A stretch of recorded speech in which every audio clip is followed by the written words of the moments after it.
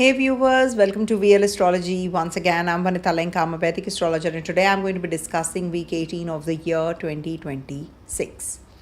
And this is from the 27th April till the 3rd of May. Yes, we are entering May. and this is going to be based on moon's ingress and interaction with all the grahas and the planets, and one by one all the signs during the month. When it transits, it's actually the swiftest, so it's very important to check moon's transit and how is it going to be interacting and is going to be playing out. And this week moon is going to be in Leo, Virgo, Libra and Scorpio debilitated sign towards the end. And we do have on the first Buddha Purnima also, and Mercury is going to be changing signs on the 30th of April and is going to be till the Mercury is going to be till the 15th of May in the Aries sign from 30th April. And we have Sun and Ketu exactly in trine to each other. So that's also one of the major most transits this week. The most important highlight, I would say, because the fiery trine is getting activated. And nothing much about this week, but yes, it is a very important week.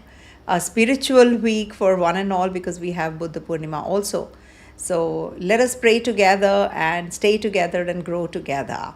Okay, so let's start with the readings for all 12 signs and how this week is going to be playing out as per your ascendant, moon, and your Dasha sign. And as you know, I always take up Dasha sign, which is the most important. If the readings are not matching, it is because you're not checking your Dasha, because the Dasha is the current state of affairs, the current state of mind, the current situation that you're in. Dasha is the king of every horoscope. If the Dasha is, of course, we have to have a promise. If there is a childbirth in your chart, it will happen. But when? So Dasha will decide. If the Dasha of the childbirth is not there, even there is a commitment, the right kind of period doesn't come. So that particular event either takes time or it is little difficult. Okay, so that is why I always say Dasha and transits are not the event creators, but they are really important to check for knowing which event is going to take place when. And change your time as per the time zone you're in, because I use the India time, New Delhi time for all my transits and transit videos. And these are all generic predictions, but I think I can claim that it can be 40 to 50% of the readings will match up, because it's no rocket science that I'm doing, but simply when moon is ingressing in so-and-so house, in so-and-so sign, how is it going to play out for you, how the week is going to play out as per your health, career, your pets, your children, your finances, investments, travels, and romance, litigation, etc. So all the things I try to cover, and if I don't, do let me know. For the homemakers also, I'm incorporating, because they were complaining that you talk about the career oriented people, what about the ones who are sitting at home and working so much, how is the day going to be? So definitely I'll be incorporating that reading as well this time. And if you have anything specific, you can mention in the comment section. These are live sessions and I will definitely try to respond, because it is little distractive to check the chat simultaneously, but I will definitely try, and I will try to answer if I'm going to be getting into the reading of your sign specifically. So it is easier, to respond when I'm doing the reading for your sign and you ask a question about yourself, so I can definitely try to respond. But if I'm doing a Libra reading and you're asking about Virgo, how will I do that? If you miss it, of course I'll try to answer towards the end, or maybe after the video is aired, you can answer in the ask in the questions comment section. I will try to respond. All right, so let's start with the readings for all the 12 signs. And namaste to everyone. And yes, you should listen to Shri Suktam any which ways. It's a Friday for most of you all. So Shri Suktam, Lakshmi Stotram, these, and Lakshmi Gayatri you should recite every morning any which ways. See, I'll tell you my ritual, because it's not a very long list, but I do follow a certain important rituals, and they really help me and they work my way. First is the Ganesh Gayatri, or I do Pranam Shirisha Devam Gauri Putram Vinayakam. That is something you should be doing. And Ganesh Ashtakam, that is also very important. And Ganesh, then I do the Ganesh Arati towards the end. I also do Narayan Kavach. That is also for protection, because as astrologers we should be doing Narayan Kavach any which ways. Then I do Vishnu Sahasranam and Lalita Sahasranam back to back. And towards the end I do Lakshmi Stotram, Lakshmi Gayatri, or Lakshmi Shri Suktam. So these are the three, every day I do these. I actually, I have not, I don't remember each and every mantra or the recitations, but still I listen to them. I sit in one place and I listen to all this. It takes a lot of time, and you have to have patience, but still, I try doing that but there are certain distractions also. I'm not denying that, but yes, I try doing this. This is my ritual, every morning ritual. Okay, and I do Surya Argya and I recite Om Grini Suryaya Namaha while offering water to sun. Okay, so these are what I do. So it's everybody has a different way of reciting, everybody has a different way of worshipping. So maybe in 1 minute you just sit for 1 minute and in silence and you feel that you're rejuvenated. So that is something, it's your personal story altogether. So you follow what you like, whatever fits your life and your routine. So let's start with the Aries readings, and as you can see, it is as per the okay, 1 second, let me show you first, because it is, can you see, it's Ascendant, Moon and Dasha sign. I've mentioned this also this time because it was becoming a big issue, people could not make out. Okay, so for Aries, your core theme this week is value, because Moon is transiting through your 5th, 6th, 7th and 8th houses. On the 27th, Moon is going to be in the Leo sign. So first is value, then effort, then emotional balance, and then deep karmic realization. So this is how the week unfolds. Now, 27th, Moon is going to be in the Leo sign. Your 5th house is going to be Kanchan Ketu. So detachment in emotions, children, romance, creativity is the theme. And from Cancer, this is the 2nd house activation also. So values, food, family, food, wealth, etc. also is activating. But yes, the main core theme is emotional decisions would be made on this day. Avoid speculative investments. Ketu is detaching you from risky gains. Okay. As regards to your relationships, your romance, this is also in trying to Sun over here, not to forget that. So sudden emotional distance, old romantic patterns may surface. If dating, confusion or withdrawal can be there. As regards to children, this is a very important start of the week, because you will be a little concerned, or maybe you're very emotional about your child, or you are unable to handle certain things. So you need to avoid overreaction on this day, especially on the 27th. And overthinking and emotional detachment, you should be health wise also, this is not a good overthinking habits you should avoid. And keep a constant watch on your pets also on this day, and it's a very powerful time period for karmic release. Any kind of spiritual pursuits you want to follow, you can do it, and past life patterns may show up. So what are the past life patterns? Something like you meet somebody all of a sudden. That is how we astrologers should check. If you meet someone, you say that something happened today, very very different. So that is what is karmic. Some karmic relationship or karmic any kind of event that happens, it's very karmic. So that is something you have to check in your life, what happens. Some past patterns might show, past life or past patterns may show up. So do not take emotional decisions in love and investments on this day. 28th to the 30th afternoon, Moon is going to be in the Virgo sign opposite Saturn, Mars and Mercury, and this is the day when Mercury changes signs also. So when it is opposite this place, so core themes are work pressure, productive day though, but health correction, relationship stress can be there, and it also is going to give you a lot of courage on this day to make decisions. And you can see that there is a Mercury Mars Saturn combination also in the 12th house of yours. So this can be confusion, frustrating day as well, because you have done so much, so there is some pressure from the bosses and seniors. There can be some conflicts with your co-workers on this day, so miscommunication is quite likely. If you are jobless and struggling, so this is the time when you can have possibly some interviews lined up also, and routine stress can be there. Domestic workload can be there for the homemakers. Okay, I hope I've made you happy today. And health wise, there can be some digestion issues, sleep issue you can have, or skin or nerve related stress can be there as well. As regards to litigation and all, there is some kind of stress over there on these areas also. Avoid aggressive action.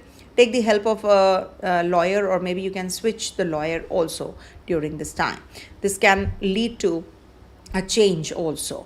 And relationship wise, there can be some argument in which can lead to some kind of communication gap. There can be some criticism or irritation, because you are also very, very critical any which ways. You criticize yourself also.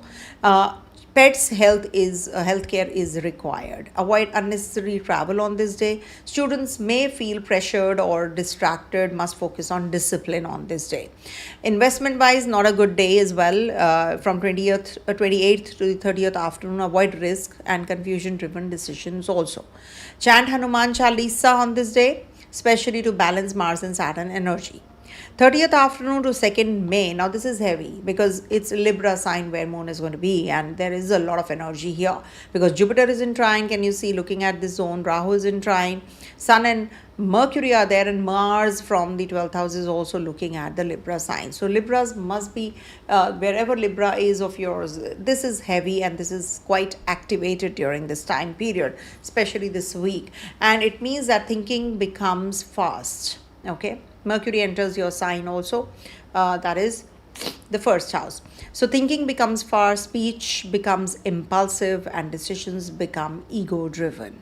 Be very careful what you say.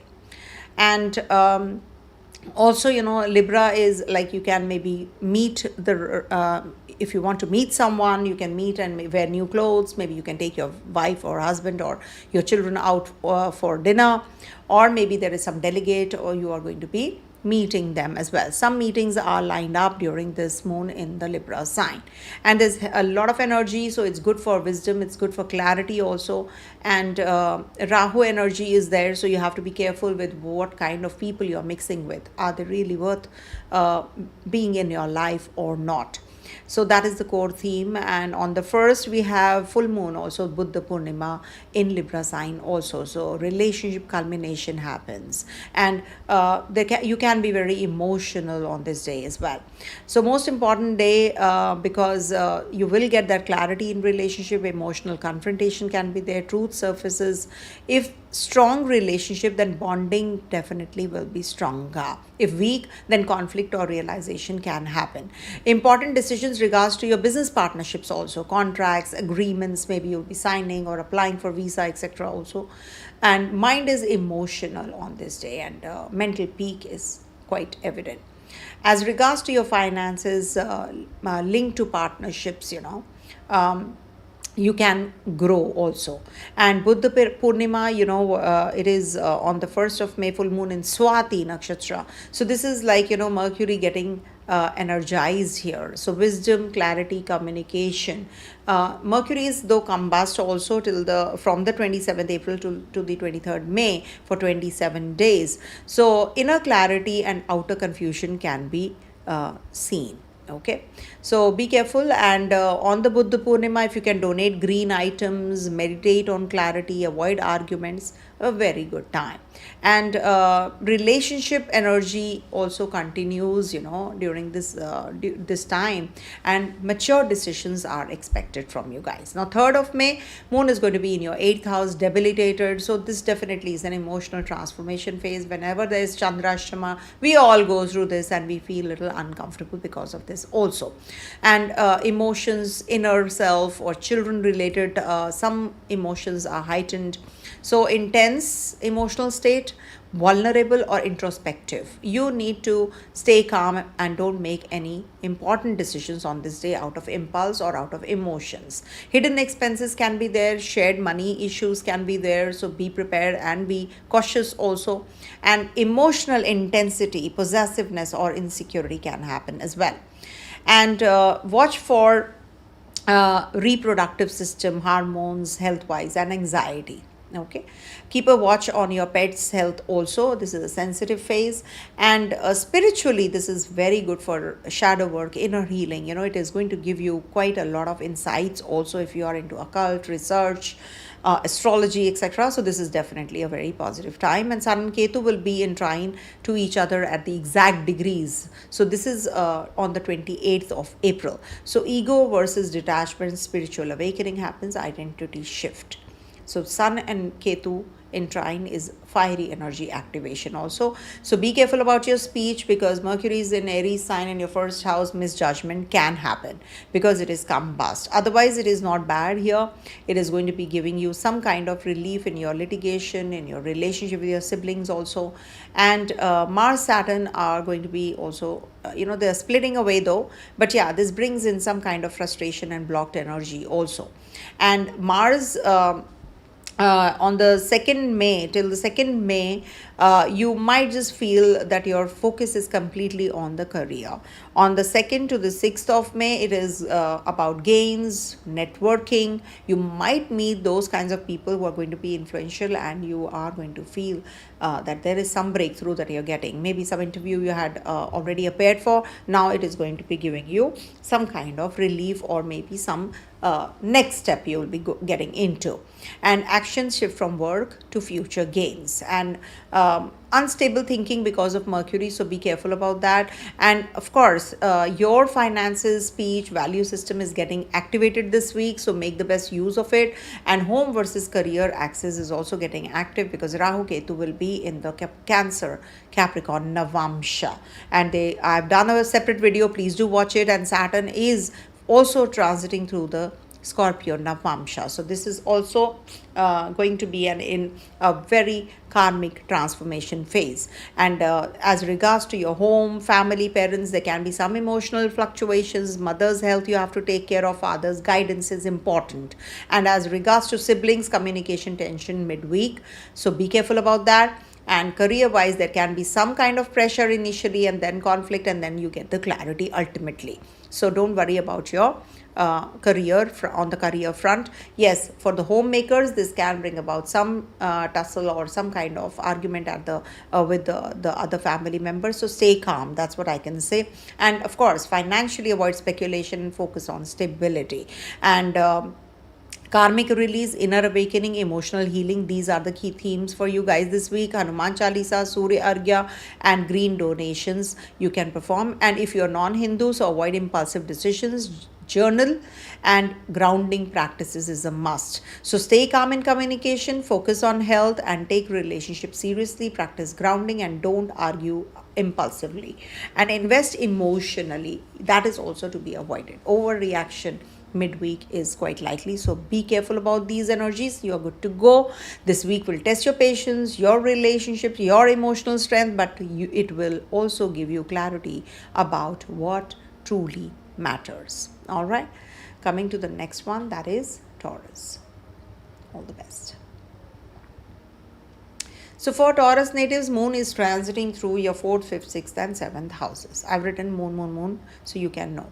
So for Taurus, your Lagna Venus is in the 1st house. So it is giving you strength, charm, attraction, self-focus, any which way. So, but at the same time, Saturn is aspecting this zone, not to forget, from the Pisces sign. So Venus is not behaving freely. It is asking for maturity, discipline, patience, and realistic choices in love, money, comfort, beauty, and relationships. Okay, because Saturn is aspecting after all, so it reduces the sheen of Venus. Remember, Moon is going to be in your 4th, 5th, 6th, and 7th houses. So, home and emotional peace, children, romance, creativity, work, health, conflict, and lastly, marriage, partnership, truth are going to be the key themes. So, 4th house is Moon with Ketu, not to forget, and in trying to Sun also. So here this can bring emotional detachment from home matters. You may feel that something in the family atmosphere is not giving you peace you expect, because Ketu's energy is there, and there's a lot of workload also at the on the career front. So you are not feeling that comfortable to be your mind is there at the workplace. Even if you're working from home, you're feeling little disturbed. So the peace is missing on this day because of Ketu there as well. But the good side is that you suddenly can see clearly what is disturbing your inner peace. That is the most important part. And once you get that clarity, you're good. You're really strong. So this is a good day for decluttering, emotional release, and understanding what kind of home environment you really need. But it is good day for career wise, because you don't want that distraction. If you're distracted, then career also goes for a toss. So you have to strike a balance. Maybe if you can't, career requires more attention these days. I've seen people are more stressed out because they have to prove themselves. They are really stressed for that reason. Expenses on home, vehicle repairs, interiors, or family needs can arise when Moon is going to be in your 4th house for a day on the 27th. Partner may feel you are emotionally unavailable. Mother's health or emotional state may need attention. Good for thinking and observing for property and relocation, etc., but not for final decisions this week. Chest can be heavy, or maybe there's heaviness or there's lungs issues you can feel on this day, or maybe emotional eating, sleep issues, anxiety due to family matters. So avoid all this. If you can stay focused, of course things will get better. If you know what you're heading to, you can prepare yourself. That is why when you are forewarned, you're forearmed. When Moon is in your 5th house, I remember this person saying this to me, so I use this. Now, Moon is going to be in the Virgo sign from the 28th to the 30th afternoon, and is going to be opposite Saturn, Mars, and Mercury also for that time.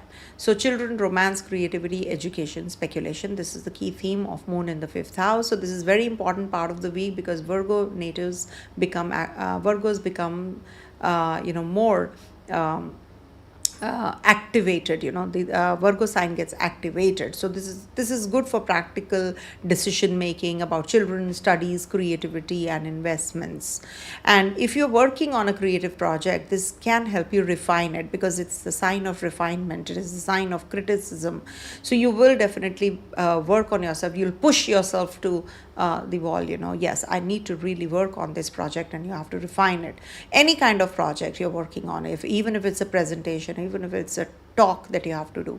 Students can become serious and disciplined during this time, and but you can be on the overthinking side also. You might just worry about children. Romantic tension can be there. Moon doesn't do well in the 5th house, by the way. So there can be some kind of speculative anxiety, since Mars and Saturn are also involved right opposite. So avoid risky investments, I would say, or gambling, or impulsive trading, or emotional decisions in love. Children may need extra patience. Don't pressure them harshly, and good for disciplined study, but stress must be managed as regards to student natives. Romance, you can have misunderstandings. Avoid criticism or emotional testing, and not ideal for speculation. Better for reviewing and correction in your investments. Digestion, acidity, nerves, hormonal imbalance may need care. As regards to creativity, it's good for editing. It's good for correcting, refining, not rushing launch. You can do soft launch if you want to, but make sure that you are not taking any impulsive decision during this time. Moon is in Libra, and this is on the 30th April afternoon to the 2nd May, and is aspected by Jupiter, Mars, and is right opposite Sun and Mercury also. And we have Buddha Purnima on this day, and full moon in Swati. So 6th house is getting active of yours. So it is about health, work, disease, loan, litigation, enemies. This is that house. So for you guys, when there is the 6th house energy of Buddha Purnima, full moon in Swati, this is very important because it brings light or to health, to routine, because it's full moon. So it is going to get activated. Debts, work pressure, co-workers, and unresolved conflicts definitely are going to get resolved. So this is that time when you will get clarity about about these areas. So this is definitely going to be helping you correct your routine, you improve your discipline, handle legal matters, clear pending tasks, and become more practical. If you have ignored your health till now, so this week may show you what needs attention. Maybe you will change your doctor, you will seek attention and help from the new doctor or a second opinion. But the difficult side is that it is going to give you some kind of stress or workplace politics or arguments, overthinking, or imbalance in health. Since Libra is ruled by Venus and Venus is your Lagnesh also, and the full moon is directly impacting your body, mind, and balance, and is also aspected by Saturn, your first house. So you might just feel the pressure at the workplace also. Co-workers may be difficult or unclear. Stay professional, that's what I can say, and avoid emotional reactions with your bosses. Be factual and calm at the workplace especially. And good for applications and follow-ups if you're looking for a job, but check your documents very carefully. As regards to your health, kidney area, sugar balance, lower back, skin, reproductive or hormonal balance, digestion, stress, these need care. Okay, and loans and debts, good time to review your repayment plans. Avoid new debts unless it's necessary. Good for strategy, documentation, etc. If you're or legal review, if at all you are thinking of getting into a litigation, not emotional confrontation, please. And pets may need health attention or routine care. And Buddha Purnima is a very beautiful day that you're heading to. So it's a day of wisdom. It's a day of mental clarity and balancing thought with compassion. So heal your routine and your peace will return. Lastly, moon is going to be for a day on the 3rd in the debilitation sign, in the 7th house in the Scorpio sign. Marriage, partnership, and public dealings house. So moon here can make relationship matters very sensitive. Could be any kind of relationship, business relationship, your marriage, your relationship with a partner. So this is definitely going to be very activated. So hidden emotions in marriage or partnership can come up for healing, maybe, because it's a Scorpio sign. You may understand your partner more deeply. You may have a hearty conversation. Business partnerships may also reveal what needs correction. Maybe you want to invest more, or you want to work on your business proposal that you have been thinking of. You want to travel, you want to discuss certain plans, so you can do it on this day also. But there is emotional intensity also, possessiveness, insecurity, suspicion, or sudden relationship tension which can crop up. So if you have any kind of doubt, just get it cleared. Definitely you should wait for that doubt clearing also, patiently. Okay. Since it is opposite Venus also, this can create a strong push and pull between me and the other person. So avoid emotional drama, listen carefully, and if you're single, attraction is possible, but don't rush into emotional attachment. That's what I can say. And in case there's ex relationship, so maybe old feelings may resurface, but don't confuse memory with destiny. Business partnership, you have to be a little careful about, and be careful with the expectation and financial terms. Get everything documented, And hormonal stress, reproductive sensitivity, anxiety, emotional exhaustion can happen. Partnership money or shared expenses may become a topic. So travel with your partner, maybe emotionally or sensitive time, or maybe, keep your plans simple. If you have to travel for work, etc., so you can just align everything very carefully, because Mercury is combust also, not to forget. And Mercury is in Aries sign in the Taurus in the 12,000 Aries. So this is about sleep, expenses, foreign lands, and Sun is also there. So this and Mercury is combust, not to forget. So this can create hidden anxiety, sleep disturbance, foreign communication also, private planning, or maybe unnecessary mental activity.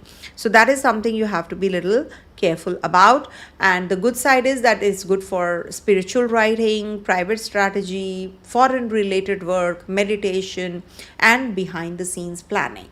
The difficult side is overthinking at night, impulsive expenses, secret worries, miscommunication in foreign matters, or hidden conversations creating confusion. So don't send emotional messages late night. Sleep before deciding, I think. And Sun and Ketu will be in exact trine to each other. That is happening on the 28th April. So this is 12th and the 4th house activation. So Sun is exalted in your 12th house. So this creates spiritual detachment from home, emotional patterns, and old family conditioning. So this is definitely good for deep inner release. You may understand what peace really matters and means. And the difficult side is that emotionally you might just feel disconnected from your family comforts. You're traveling, you have to travel long journeys, so this may be a little difficult and cumbersome. But yes, you are asking, to find peace within, not only through home, luxury, or people. Okay, Saturn is also aspecting Venus, so this is love becomes serious, money becomes disciplined, comfort becomes responsible, beauty becomes matured. And this is good for long-term stability, but serious commitments, better financial planning, and mature decisions in relationships also. But it can make you really emotionally heavy and delay in pleasure also. So this is not denying happiness, by the way, so it is asking you to choose what can last. And also, I'm going to be giving you 2 dates, that is till the 2nd of May.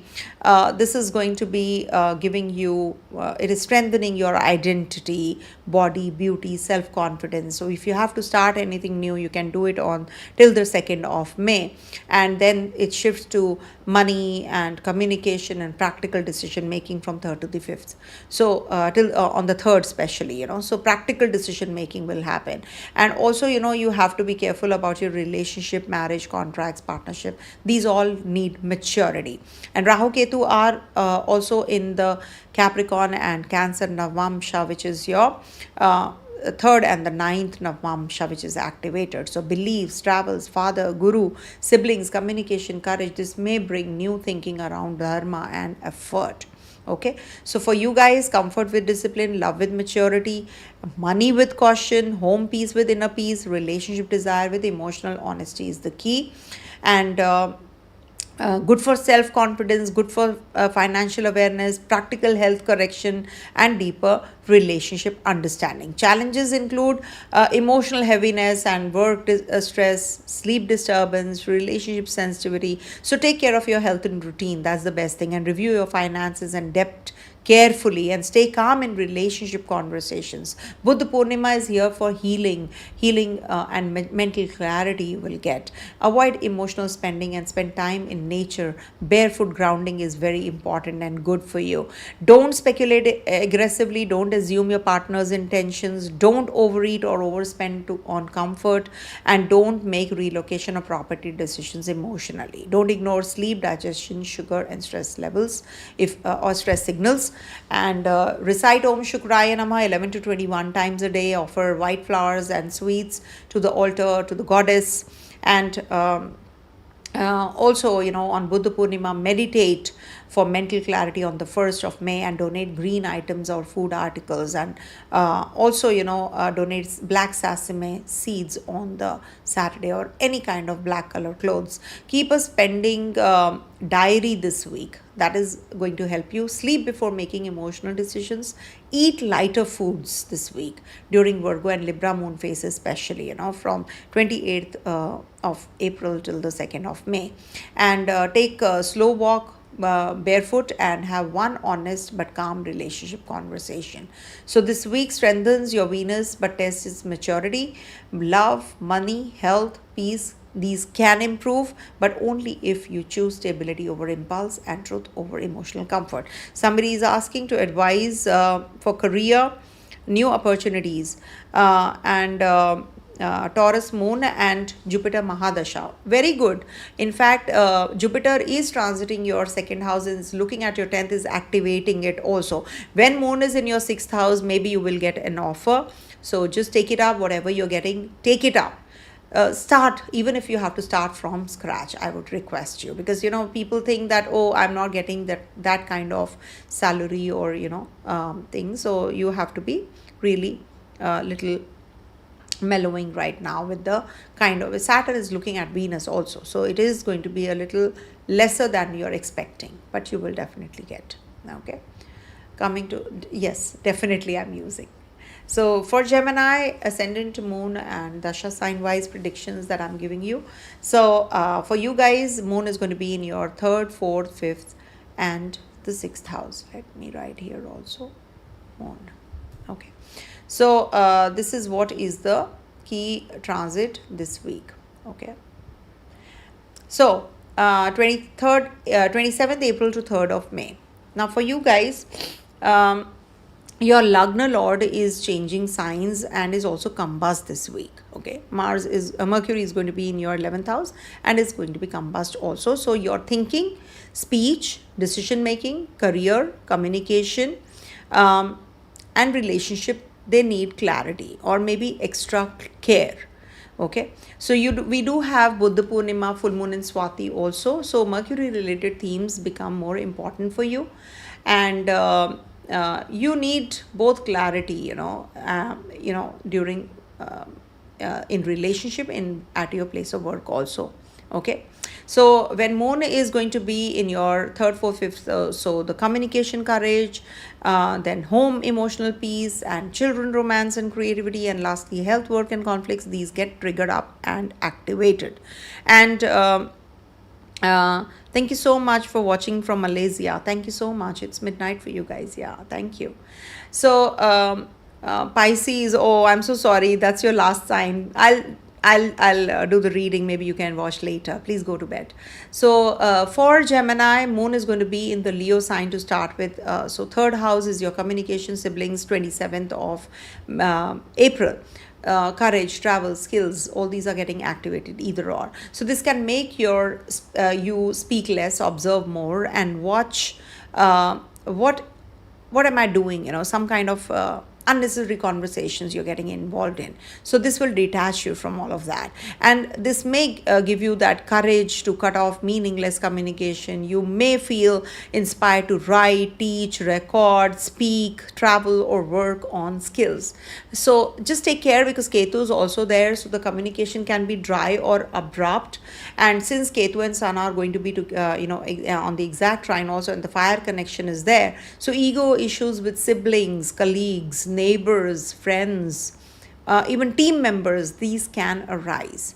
So good for writing, media, teaching, if you are in these careers, marketing, content, and short presentations and communication work. But do not speak impulsively. Financially, small gains through communication possible, sales, contacts, or short-term efforts are possible, but avoid casual financial promises. Mercury is combust. And relationship-wise, it can bring about some kind of misunderstandings to start with when Moon is in the Leo sign. So be careful about your, misunderstandings could be through your messages. So don't assume silence as rejection. Okay. And some distance or unusual conversation is possible with siblings, so handle gently. And short travel is also possible, but keep plans flexible. And shoulders, arms, throats, nervous tensions, and restlessness need care. And for student natives, good for revision, writing, skill-based learning, but concentration may fluctuate. So good for mantra chanting, journalings, reducing unnecessarily speech. So this way it is good.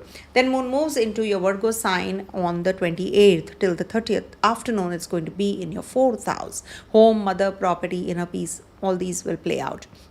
So this is a very important emotional phase, because Virgo is ruled by Mercury also, your Lagna Lord. But Moon is in Virgo, so it is the opposite, and it's opposite Saturn and Mars also.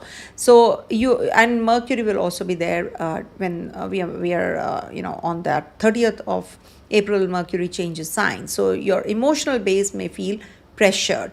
You can organize your home matters, think practically about property, renovation, relocation, fixing your house. Some leakages are there, family responsibilities, emotional stability. So you can work on these, you can organize all this. But it can also, moon when is in the fourth house, it brings anxiety or overthinking or criticism, or domestic pressure is there, mother related worry is there, either or emotional heaviness is there. And Mars can give you some kind of irritation, and Saturn can create responsibility. See, Mars and Saturn when are together, it's like someone who is just getting into a road rage and Mars is pulling you back. Don't do. So Mars is being stopped by the Saturn when both are together. So it's a push and pull kind of a phase for everyone.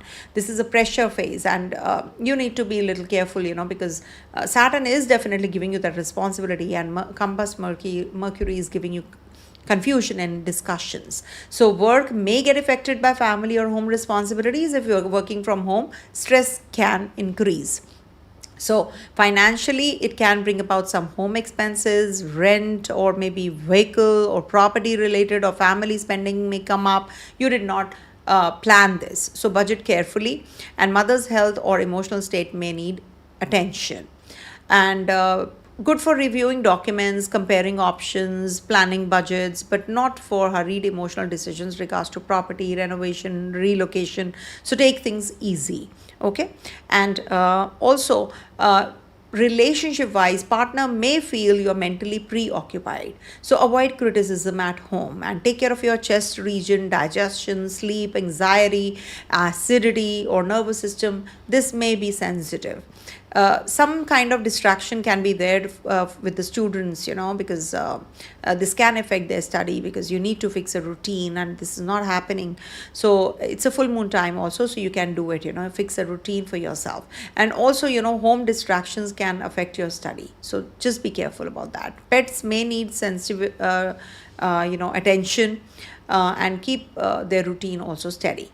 Then there is Buddha Purnima, that is full moon in Swati also. So this is going to be in your fifth house. So rules intelligence, love, children, mantra, past life merit, and education, creativity, performance, and speculation. So this is definitely very positive for getting that clarity about learning, creative expression, teaching, writing, content, children's matters, romantic communication. Since it's in the Swati nakshatra, so an airy nakshatra, ideas can move quickly. But there is a challenging side also to it. You can feel little unstable mentally, emotionally, in love. You're thinking too much about your kids. There's scattered creativity. You're not able to channelize the energies well. Speculative temptation is there. So Rahu rules the Swati nakshatra, as you know, and it is transiting your ninth house also. So you can it can make you chase excitement. Don't gamble emotionally or financially. So take care of the children's mood and studies, and students also. It's but very good for learning, writing, communication, languages, presentations, and exam strategy, but avoid distraction, as I said earlier. Romance wise, it is going to bring about some attraction, and singles may receive attention to reconnect with someone, but don't mistake excitement for stability. Ex relationship might also trigger during this time. Some conversations around future, children, emotional expectations may come up if you're married or in a committed relationship. Speak gently and avoid risky speculation. Good for reviewing investments, not impulsive trading, and also excellent for creative professions, teaching, consulting, media, astrology, writing, designing. So these days are very good. The full moon energy is very positive for you if you are on the social media and performance based work. Okay, take care of your heart, digestion, anxiety, sleep rhythm, and stress from overthinking during the Buddha Purnima. Buddha Purnima is an excellent time period, I must tell you, to for mantra study, wisdom, calming your mind, and this is the day to balance intellect with compassion also. Moon lastly will be in your Scorpio sign, your 6th house, on the 3rd of May. Now this is going to activate your health, disease, debts, litigation, work pressure, co-workers, pets. This is all going to get activated. Now you see which one is getting activated in your personal charts. But yeah, moon is debilitated here. So this is serious correction phase. And you can fight problems, clean up routine, handle pending tasks. Maybe you will be confronting your health issues, or maybe you'll be more disciplined now. Okay, I have to do the diet plan, I have to do the workouts. Manage your debts well, and any kind of discipline is definitely good for you guys. Don't bring in workplace stress at home, and there can be some hidden enemies, anxiety or digestive troubles and emotional irritation. And you may become internally intense, while you will be showing that you're very normal. So this is that kind of a day. So work pressure from the workplace can be there. Co-workers may be very difficult or secretive. Don't get pulled into politics on this day, especially. Keep communication very simple and clear and factual. Don't defend emotionally. Good for applications if you want to apply for interviews, etc., or apply for a job or follow-ups. So read details very carefully, and good for your aligning with your maybe some PR work, etc. Also take care of your digestion, intestines, reproductive health, anxiety, acidity, inflammation and sleep. They all need care. And good for making repayment plans for loans, etc. Review your dues and handle paperwork really carefully if you are into any kind of litigation. Useful for strategy documents, legal review. Avoid filing from anger. And strongly watch pets' health, food, digestion and routine also on this day, on the 3rd of May. So this will last for 2 quarter days, so maybe the next day also you have to take care. Good for discipline study, competitive exams if you're sitting for one. Problem solving, mental pressure must be controlled for student natives, I must tell. And Mercury is in the 11th house also. So Mercury in the 11th house is good for ideas, contracts, networking, social media, audience, friendships, and income possibilities can increase. This is good for business outreach also, digital work, collaborations, teaching, advisory work, and community growth. But at the same time, don't get into any kind of impulsive networking also. Misunderstanding with friends can happen, or false promises, overconfidence in gains, speaking too quickly in group settings. Because Mercury is combust also, so this you may know something internally but fail to present it clearly. So document conversations. That's what you can do. Good for network based growth, but don't overpromise. And gains are possible, but avoid risky group investments, please. Some friends may help, but some may mislead unintentionally also. So watch out, draw a line. Fast speech can create mistakes, so slow down. Okay. And Buddha Purnima definitely is very positive for you. Don't only think fast, think clearly. Good for study, mantra, writing, spiritual learning, teaching, forgiveness, reducing mental stress. Avoid any kind of arguments, gossip, speculative decisions, over analysis of romance and children. Sun Ketu will also be at the exact trine on the 28th of April. So this is going to be giving you that power. This is a powerful combination for courage, communication, public message, audience, networking, and bold ideas. You may release fear around self-expression. But the difficult side is that it can bring about clashes with your friends, siblings, teams, or online audience. You may detach from certain networks to stop caring about shallow validation. So the excellent time for spiritual communication, teaching, and content with depth. But please don't expect that others will acknowledge your presence. Sometimes it so happens. And don't pick up any kind of arguments on the social media also. And this is what is the key theme. And yes, confidence is going to increase, initiative, ambition, these are all going to increase. Take care of inflammation, blood pressure, headaches, and nervous exhaustion, because Mars is in the Kendra in your 10th house also. And for you guys, I'm going to be giving you few dates. So 27, 28th, it is good for learning, travel, guidance. 29th is good for career, decision making. If you want to go in for any job change, etc., you can do it on this day. On the 30th and the 1st, 30th April and the 1st of May, this is good for gains, networks, audience. And lastly, on the 2nd and the 3rd, this is the time for rest. Maybe some foreign linkage starts, or maybe some expenditure happens. So belief, career, gains, retreat. This is the key theme during this week. And overall, this is a very I would say this is a strong week. Strong movement in communication, learning, creativity, career networking and gains. But because Mercury, your Lagnacious combust, and Mars and Saturn are in your pressure house in the 10th house, so you must avoid haste.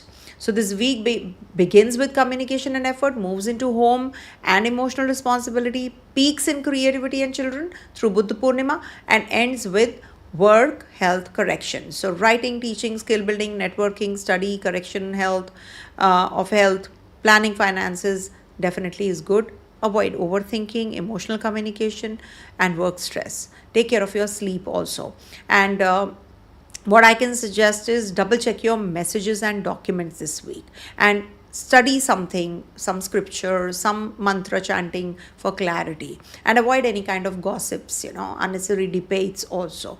And guide children calmly and use your network wisely. Don't overcommit also professionally, and don't speculate impulsively, and don't ignore sleep and anxiety, and don't mix romance with confusion. Okay, so the best thing that you can do as remedies is donate green moong, green vegetables, or stationery to the students, stationery goods, and also recite Vishnu Sahasranamam or Om Namo Narayanaya for clarity, and Hanuman Chalisa, of course you should, because Mars is in your 10th house. Keep a written checklist, if you're forgetting or if you're not clear, so keep a written checklist. Avoid late night messagings and take 10 minutes of breath work before important conversations. Reduce caffeine if anxiety rises. Walk barefoot or sit in nature to ground your mind. Check facts before forwarding or speaking. All right. So this is like, slow down your speech, verify your facts, and let clarity mature before action. This is the key theme for my dear Gemini. If you have anything you want to convey, please do let me know. If you have any questions. Let me see, the next one is Cancer. I'm D9 Gemini, moon and analysis fits well. Waiting to hear Virgo, Ascendant and Sagittarius. Okay, for sure. So transits this week, because it is affecting your physical body, mind, emotions, decisions, relationship, and overall stability also. Moon is like that kind of a planet also. And okay, so what is happening? The week starts with money and speech, then goes to the communication and effort, 4th house, home and emotional peace, and lastly, children, romance, and deep feelings. So this week, where your words, emotion, family matters, children, and inner peace become very important. Firstly, moon is on the 27th going to be in your 2nd house, money, family, speech, food, values house. So this is also activating the Ketu energy, because it is also in trying to sun also. This can make you emotionally detached from family expectations, food, family, finance, as I always say. So or there can be some financial pressure. Since moon is with Ketu and is in trine to exalted sun, so there is a spiritual lesson around speech, self-worth, and family values also. So that message you have to see. Maybe there is some kind of decision which is coming your way, very important decision, and you may realize what truly matters financially. You may become less attached to showing off, okay, pleasing family or people, and proving your value through money. So that's the best thing. This is also spiritual lesson, but you have to, maybe with the Ketu energy, your speech can become dry, detached, or sharp. Family members may feel you're emotionally unavailable. There may be sudden concern around savings, food habits, and family obligations also. But plan your budget well. Good for reviewing savings, cutting unnecessary expenditures, and understanding where money is being wasted. Avoid emotional purchases on this day. And a karmic family pattern may become visible. Don't react harshly. Speech is very important. One sentence can either hurt you or heal you. I would say heal you or hurt you. So depends what you want. So your financial expectations from career may come into focus during this time. On this day, on the 27th April, your partner may feel you're emotionally guarded, or maybe there is lack of presence of yours. You're working too hard at the workplace, so you're not able to be present physically and emotionally in relationship. Take care of your throat, take care of your food habits, sugar, emotional eating, and digestion. These need care. Student natives, good for memorization if emotionally calm, but distraction through family matters is quite likely. And for as regards to homemakers, this is a very beautiful day to connect with your family, convey what you're feeling. Maybe some expenditure has happened, you have to discuss your plans also. This is good for you. Excellent for mantra, silence, speaking less, and with awareness. Okay. Moon will be in Virgo sign from the 28th to the 30th afternoon. Now, this is going to be opposites. Saturn, Mars, and Mercury will also be here till now. And also, we have in the Virgo sign, it is going to be in the Virgo sign. Sorry, it's going to be opposite. Yeah, that's it. So, this is what, it is activating your communication, and it is making things very pressured for you on this day because Saturn is also there. So, but it can be a very productive day. These 2 days are very productive for you for writing, speaking, teaching, and learning a skill, and planning, short travels, marketing, content creation. You may get courage to take decisions also. And now you will be really, courageous to make bold decisions. Now, the challenging side is overthinking. It can give you nervous tensions, arguments with siblings, sharp speech, miscommunication with co-workers. Since Mercury is combust also and involved with Mars and Saturn, be careful with messages, documents, and verbal commitments. Okay. Good for career-wise, good for meetings, emails, presentations, social media, in interviews, client communication, but you must remain precise. Okay. And financially, there can be some kind of small gains through efforts. Sales and communication are possible. Avoid impulsive commitments. Sibling tensions can be there. Serious discussions may arise. Be patient, I would suggest. Short travels are possible on these days, and delays and irritation can also happen because of Mars and Saturn looking at this zone. Mars, though, is your Yoga Karak Graha, but it's conjunct the 8th Lord Saturn also. And shoulders, arms, nerves, digestion, anxiety, sleep, these need care. Okay. And good for writing, revision, and practical learning, but not for scattered multitasking. Relationship wise, tone matters. Okay. And also, avoid sarcastic and defensive replies, and keep your pet's routine steady because pets need attention, and especially if you are traveling, or maybe some family movement is increasing. So this is like, you need to be very careful about their routine. They are very particular also. Then Moon moves into Libra sign on the 30th afternoon to the 2nd of May and is aspected by Jupiter opposite Sun, Mercury, and in trine to Rahu, and is also aspected by the 8th aspect of Mars as well. So home, mother, property, emotional peace, these are all going to be getting activated, either or in your lives. So see to it. So this is a very emotional moon here. So maybe, it is going to be giving you that kind of emotional clarity now. You may understand what kind of home, family atmosphere, or emotional support you truly need. It is good for healing domestic tensions, beautifying the home, discussing relocation or property matters thoughtfully. So just that, moon here brings emotional restlessness also. Must remember that. In 4-8-12, moon is restless. So since moon is aspected by Mars, Jupiter, and connected to Rahu also, the mind can swing between hope, irritation, and overthinking. So do not make impulsive decisions around home, property, family, or maybe, some emotional conversation. So this is something you have to be cautious about. Strong focus on home atmosphere is there, clean, organize, and create space. And create peace in the house if you're a homemaker especially. And mother's health and emotional state may need attention during this time. Good for planning property, vehicle relocation, comparing paperwork, reviewing, and family discussions. Avoid hasty finalization, I would request. Career wise, work may be affected by emotional or family issues on this day, and try not to carry home stress into your professional life. A partner may ask for emotional reassurance, give warmth, not defensiveness. Okay, support your partner.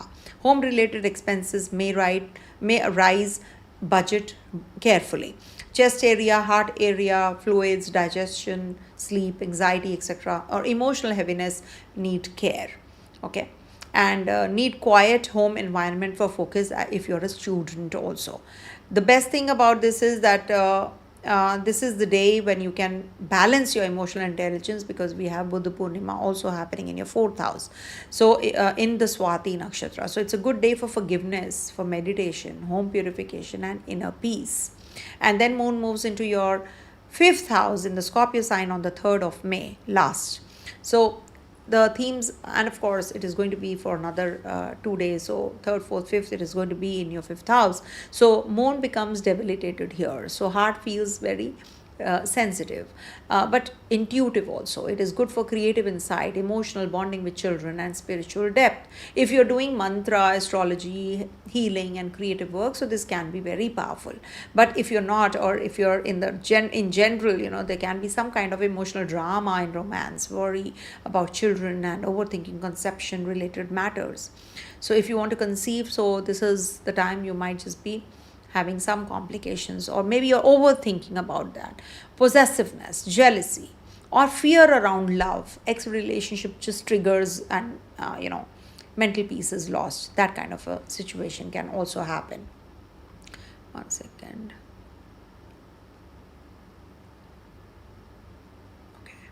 So that's what. And as regards to children may need gentle handling, avoid harsh correction. And students, good for research, good for deep study. This is a very beautiful time. The last day of the week, you will definitely feel emotionally stable, and concentration will improve. In romance, there can be strong feelings, but also insecurity. Singles may feel drawn towards someone intense or mysterious. You may propose someone also. In committed relationship, avoid emotional testing. Speak openly. Okay. Don't beat around the bush.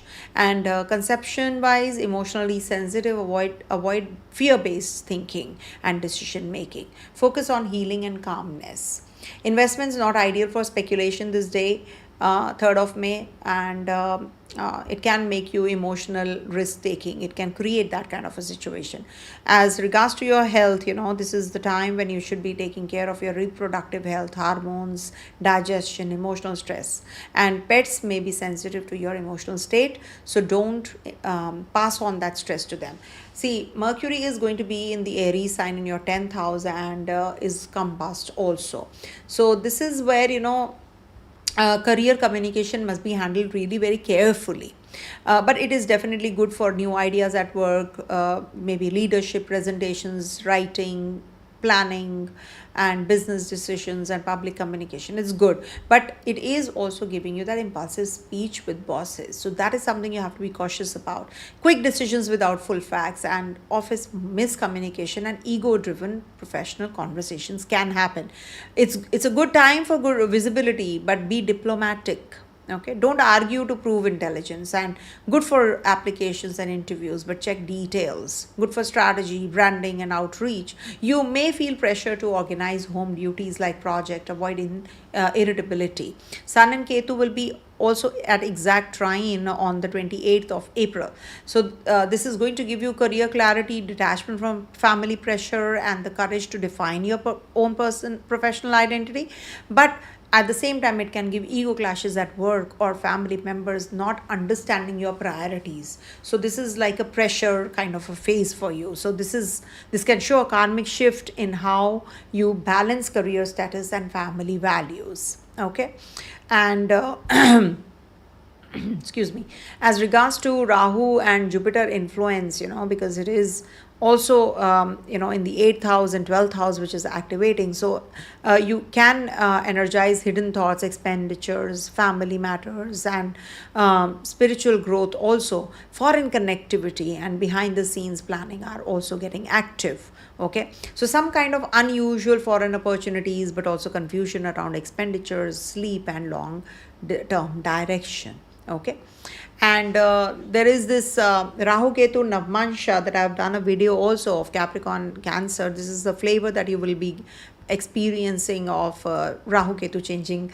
and signs. So that's a bigger picture, and now this is an overview. So this is going to be activating your 7-1 axis. So relationship versus self identity becomes very important for you. Okay, so this is what the week is like. So for you guys, this week asks you to manage speech, emotions, home, children, and career carefully. And full moon is very powerful for emotional healing and home matters, and career clarity, emotional understanding, family healing, stronger intuition, better planning. All these are getting triggered up. But mood swings, sensitive speech, home stress, worry about children, impulsive work, communication is also happening simultaneously, either or for you guys. So do speak gently and do take care of your home energy. Budh Punyama for emotional healing, use it well. Avoid emotional spending and support children patiently. Do handle career conversations with diplomacy. Don't react sharply with family, and don't speculate emotionally this week. Don't make property decisions in mood swing, and don't overthink romance or children. Don't argue with bosses impulsively also. So the best remedy is Om Chandraya Namaha for 11 to 21 times. Offer milk and rice to the needy. On the Buddha Purnima, light a diya at home and pray for peace in the northeast direction of your house. Okay, or the west direction will also be good. And also, if you can worship Devi or Shiv for emotional balance. And if you can't perform these remedies, clean your home altar or peaceful corner.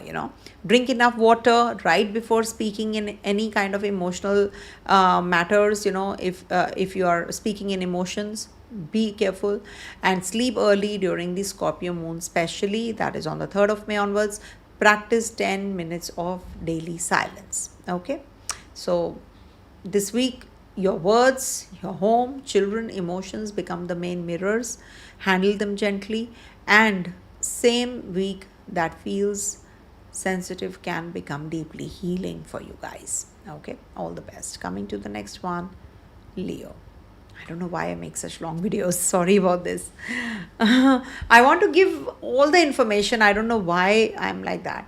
But I hope you all make the best use of these, insights that I give, and the predictions and the forecast. So 27th April to 3rd of May, how this week is for Leo, Ascendant, Moon, and the Dasha sign wise. So for you guys, highly personal, because Moon is going to be with Ketu in the first house to start with, and we do have Ketu and Sun at the exact degrees, and we do have Mercury changing signs, and we have full moon in Swati Nakshatra in your 3rd house also. So moon moves to your 1st, 2nd, 3rd, and 4th houses. Self and identity, money and speech, communication and courage, and lastly home and emotional depth is the key theme of this week.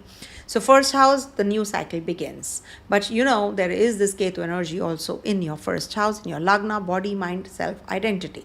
Now you may feel detached, introspective, quiet, or emotionally unusual during this time, because Sun is exalted and is trining this zone. Your soul wants power, but your mind may want withdrawal. There's a tug of war going on any which ways for you guys now. Now there is self-awareness which is getting activated. You may understand what image, identity, or ego pattern no longer suits you. But the challenging side is that you may feel a little low on mood, emotional distance, feeling misunderstood, or not wanting to engage with people. This is the time when you can have energy fluctuations, on the 27th especially, and headaches and heart area, or sleep, or emotional disconnection. These all need care. You may feel less interested in proving yourself on the 27th, but this is not weakness. It is inner recalibration which is going on. Others may feel you are distant. So explain calmly in your relationship, any kind of relationship, romance, love, marriage, committed. So explain really calmly on the 27th. Not a major money phase. Avoid ego purchases also. Concentration may fluctuate for the students. Better for reflection than performance. Powerful for ego release and meditation, the 27th of April. Then moon moves into the Virgo sign from the 28th to the 30th afternoon. Now this is activating your 2nd house. Money, family, speech, food. So this makes these areas very sensitive. So good side is that you'll be practically budgeting everything, reviewing savings, organizing accounts, and fixing food habits. But it is also giving you the harshness in speech, family tension, because Saturn and Mars are right opposite here also. So financial pressure is there, anxiety around income is there. But this is good for budgeting, not risky investments this particular day, 28th to the 30th afternoon especially. So there can be some serious conversations between you and your family members, and avoid criticism, speak less if irritated, and take care of your throat, digestion, acidity, teeth, mouth, food habits. And career wise, there can be some salary payments, invoices, or financial discussions they may come up this week, and words can become a trigger. So be gentle in your relationship. Then moon moves into the Libra sign on the 30th April afternoon to the 2nd of May, and we have Buddha Purnima also here. So I'll be explaining all that. And this activates your third house, by the way. So this is excellent for communication, media, writing, marketing, teaching, travel, interviews, and public expression. And you may speak something very important and create content and reconnect with your siblings and make a bold decisions on this a decision on this day, which is really long pending. Or maybe you'll propose someone, but there can be scattered thought process also. Over talking can create confusion, arguments can happen, social media controversy can happen, so that you have to be taking care of also. Good for presentations, writing, sales, media, online work, gains through effort and communication possible. And but yes, avoid ego in relationship with your siblings, etc. If you're talking to them, if you're communicating with them, keep your ego aside. Okay, some important conversations may happen on this day. And also short travels possible also, and good for revision, language, communication, practical learning, if you are a student native. And communication can improve if ego is controlled in relationship. Rahu is there in trine, and Jupiter is there, and Sun and Mercury is right opposite. Buddha Purnima helps you express wisdom with humility. That's on the 1st of May. Then lastly, moon transits your 4th house on the 3rd of May in Scorpio sign. So here moon is debilitated also.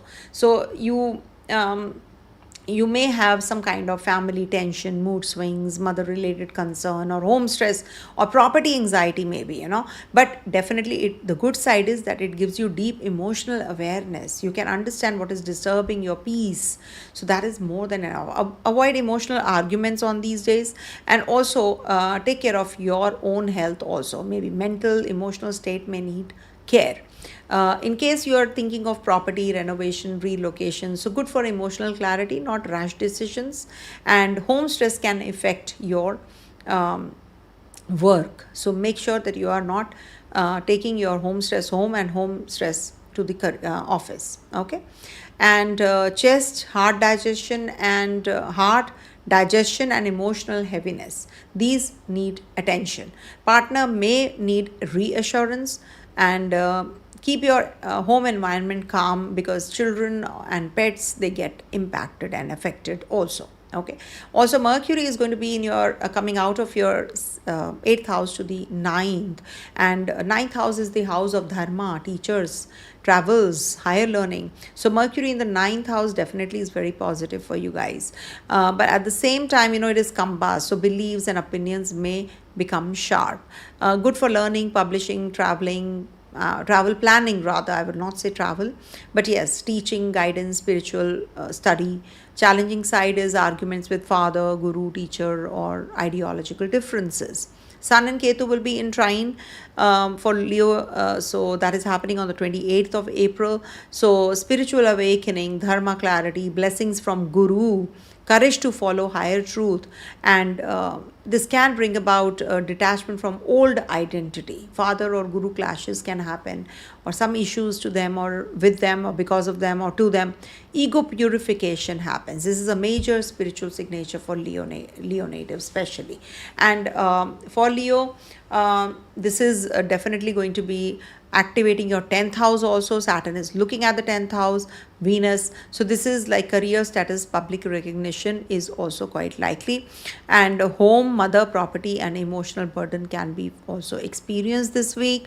And some kind of Rahu Ketu are also transiting through the Navmansha of 12th and the 6th and the 12th. So this is activating the health, debts, sleep, hidden enemies, and foreign matters also.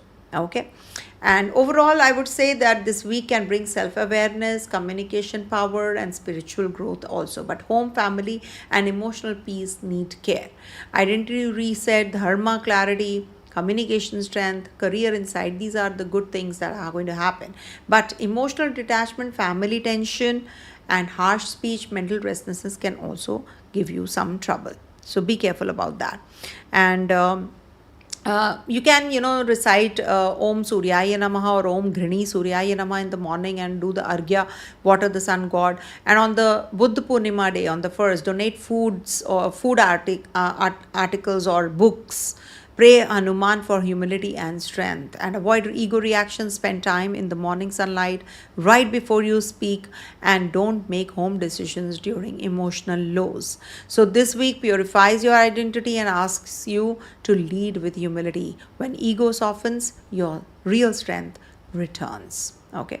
Somebody is asking a question related to Leo. Rahu plus Mars in the 12th house, Leo ascendant. Okay. Everything changing this month from place to stay to everyday life. Any reason? See, main thing is Rahu and Mars. They are forming a connection with the trinal connection of Mars also. And Rahu is definitely, whenever I have seen transiting through the Kendra, any malefic grahas transiting through the Kendra brings about a lot of changes.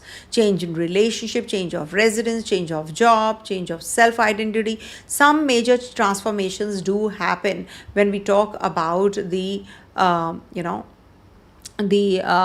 specifically about the Kendra activation. I've seen that. So maybe it didn't happen earlier. So now it is happening because Mars is also transiting your trine to Rahu and Mars, which is activating in trine. So it could be because of that. And then Mars will be leaving the zone and will be transiting next month also. So do whatever you have to before that and, put an end. Otherwise, 9th house transit will go for a toss. Okay. So make sure that you use this time well. Coming to the next one, that is Virgo. Just give me a moment. I'll just drink some water. Water break.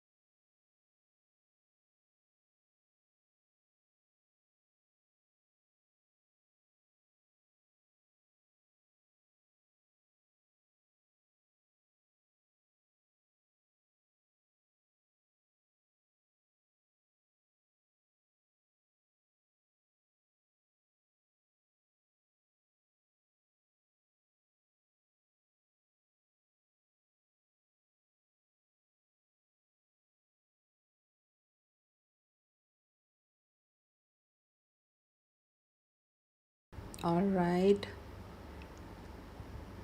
Okay. So we start with the Virgo reading. Sorry about the delay. Okay. So yeah.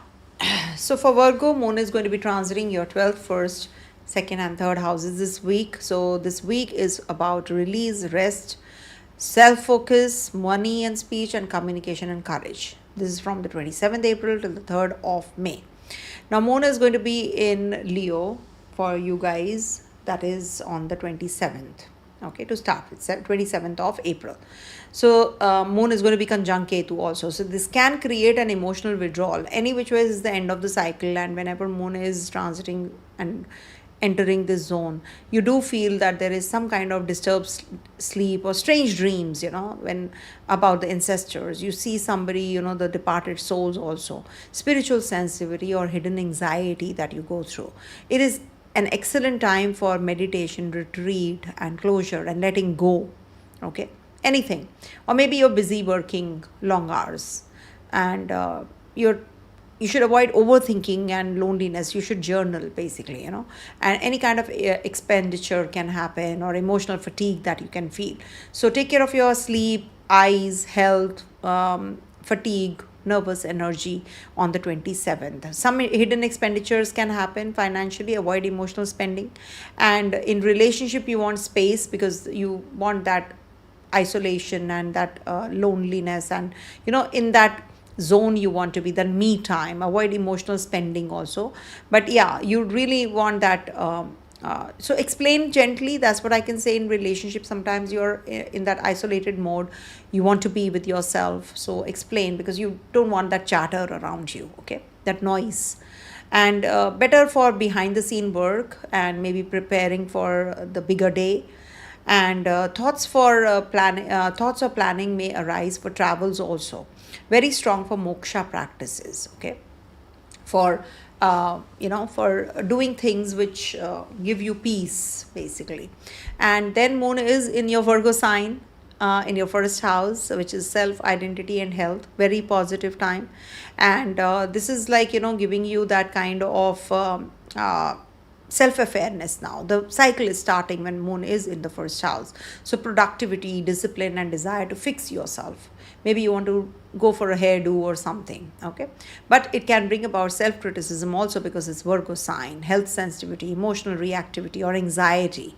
So digestion, nerves, skin, anxiety, inflammation, fatigue, they need care. You may feel visible but pressured on the career front also. Avoid over analyzing your partner's words in relationships. Okay, practical thinking improves, but don't panic in finances. Good for disciplined study. For student natives, avoid perfectionism. Keep routines steady. And then moon is going to be in your second house, and we have Buddha Purnima and full moon in Swati Nakshatra.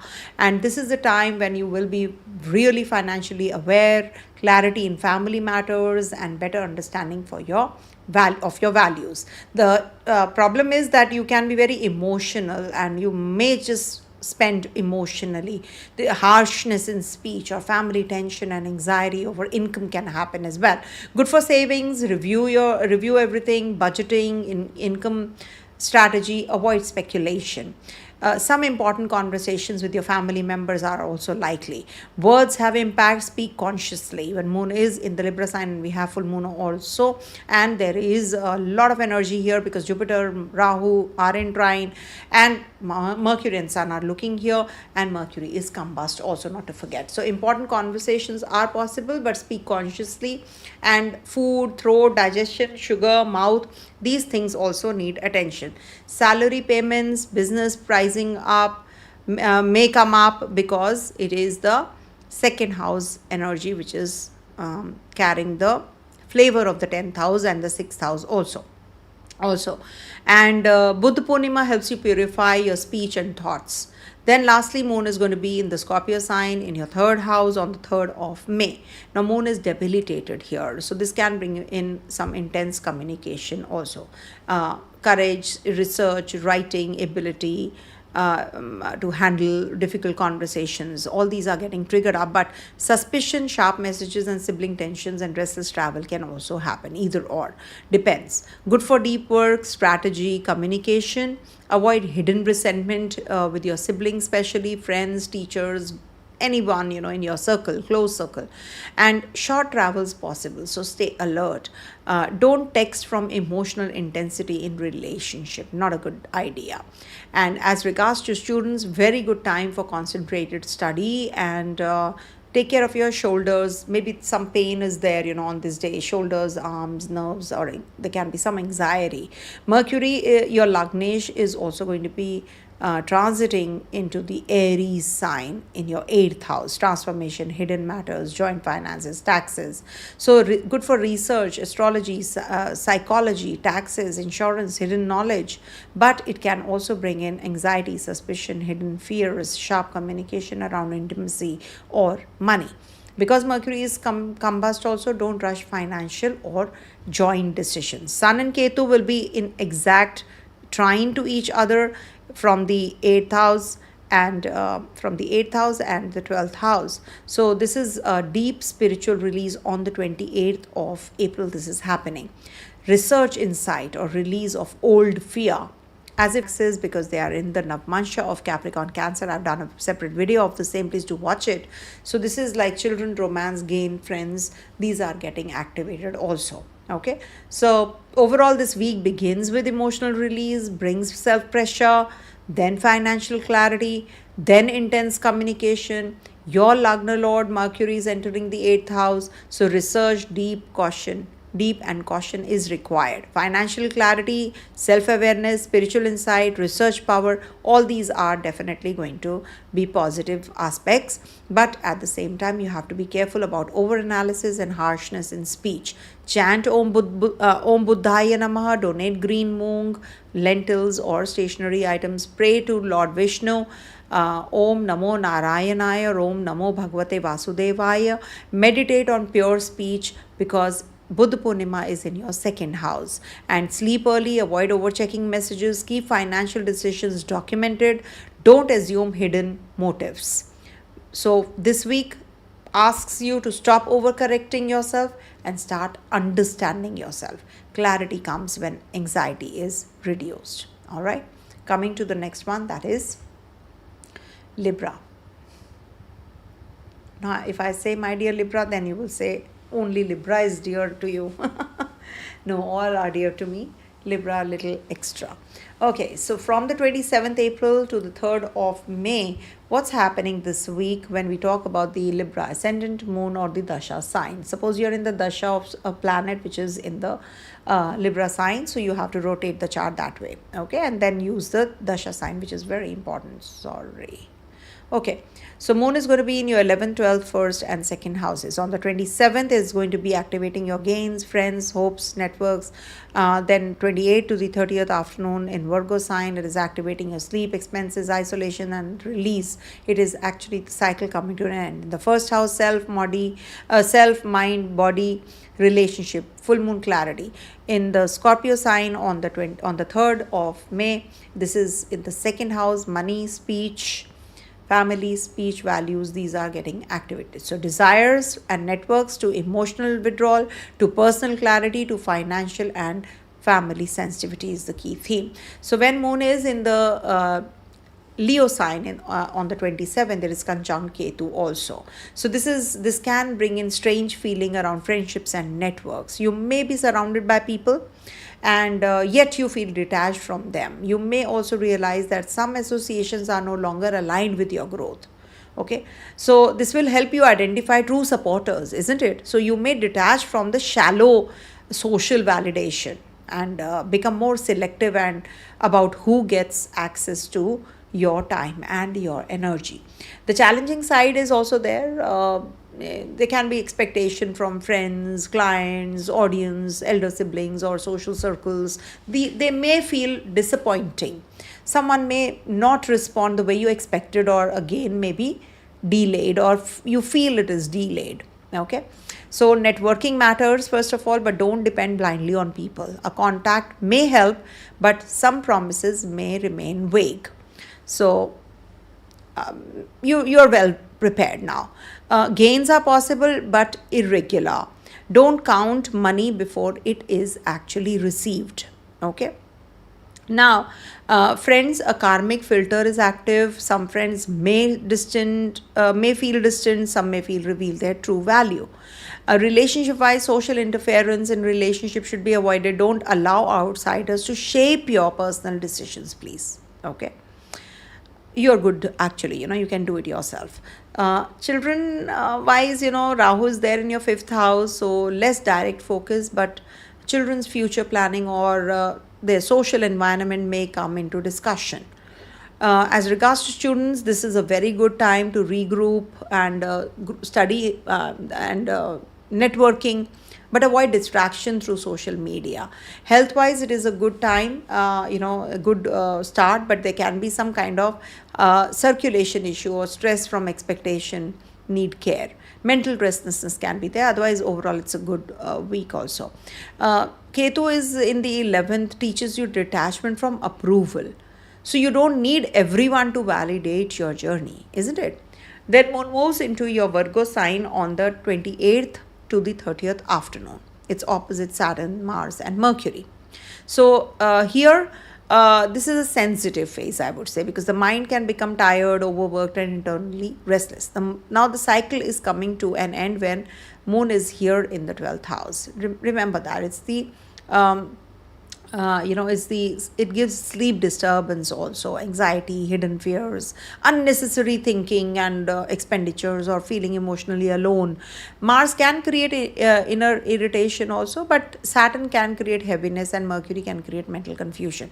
But what is the good thing about this transit is that there can be some kind of meditation, prayer, spiritual retreat, journaling, therapy, dream observation, or releasing emotional baggage. If you need to withdraw from noise, this is a good time to do so, I would say. When you are in the isolation zone, sometimes you need that me time. You need to think about certain things. So this is that kind of a phase. Okay. Okay, I will respond to the questions also in a bit. So now what is happening here? There is a career wise, it's good for editing, planning, research strategy, and completing pending tasks quietly when moon is in your 12th house. And spending may happen on health, travels, comforts, or maybe spiritual items, or foreign matters, or hidden obligations also. So avoid dramatic workplace conversations also.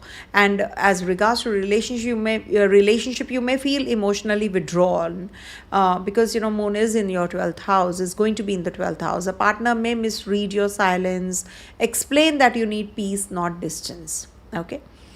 Now old memories or past relationship or thoughts may resurface because of the if you're single. Don't confuse nostalgia with a signal to return. Take care of your sleep, digestion, nerves, anxiety, feet, hormonal rhythm, and fatigue. These areas need care. Pets may need routine care. Don't neglect small health signs. Travel planning, you can do foreign travels or any kind of travels. There can be a hospital visit also. Maybe somebody is in the hospital, or quiet travel may be possible. Hidden paperwork or expenses may surface litigation wise, so good for reviewing, not confrontation. Very strong for surrender. This is the phase where silence heals more than discussion. So use it well on the 28th till the 30th afternoon, India time. Now moon is going to be in the Libra sign, your first house, and there's Budh Purnima and Swati full moon also. So if you have any planet in Swati, so this is going to activate your body, health, identity, relationship, emotions also. So this is that kind of part of the week where you everything becomes personal.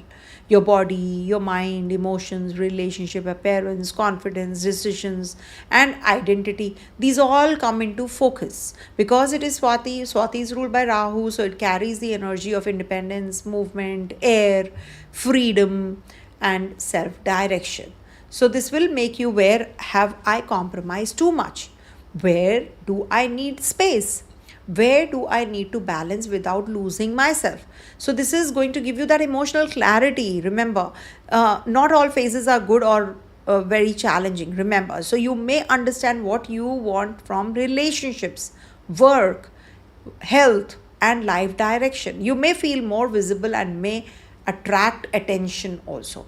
So the challenging side that I was talking about is emotional overload, because moon is also receiving influence from Jupiter, Mars, Rahu. Can you see Sun, Mercury, so many planets, so you may feel, that is why you are feeling uneasy also. You're feeling anxious and depressed also for that reason since last 1 week, because there is so much of energy on your first house. So it is like that you may feel pulled in many directions also, because Jupiter, Rahu, Sun, Mercury, can you see so much of energy on Libra? My dear poor Libra natives, I'm so sorry about you guys. Wherever your Libra sign is, you will feel this, that you're pulled into many directions. So one part of you wants peace, another wants action, another wants answers. So I'll give you the remedy. So this is important that you watch your kidneys, lower back, hormones, sugar balance, skin, sleep, emotional exhaustion. Don't overload yourself physically and mentally. It's a very small, short life, use it well. Don't waste it on frivolous issues, overthinking, okay? Don't waste it. You may become more visible on the career front. Meetings, decisions, and public interactions may feel they are increasing, but avoid taking criticism personally also. Okay, financially, you will get a lot of clarity this week, but don't make impulsive purchases just to feel better. Avoid, okay? And relationship wise, this is a major relationship mirror week, I would say, because Mercury is also going to be transiting your 7th house. So if committed, important conversations may happen. If in relationship is strong, clarity and bonding can improve. If the relationship is weak, it imbalance becomes visible, okay? And singles may attract attention, but choose wisely. Swati can bring attraction through freedom loving or unconventional people. Ex-relationship old patterns may come back mentally. Don't return only because of emotional fullness, please. Marriage wise, this is a full moon energy. This can highlight whether there is equality, respect, and emotional balance in marriage. A very decisive week, I would suggest, okay? For students, you will get clarity if emotional mind is controlled. Excellent for communication, language, arts, and public representations. Okay, public presentation, sorry. Children and conception wise, emotional sensitivity may arise around children or future family planning. Don't let fear dominate you, please. And homemakers, home and self-care both need balance. Don't carry everyone's burden silently. So Buddha Purnima is about wisdom, compassion, awakening, and it teaches that real balance is not pleasing everyone. Real balance is inner alignment. Lastly, moon will be in the Scorpio sign, your 2nd house, on the 3rd of May. Okay.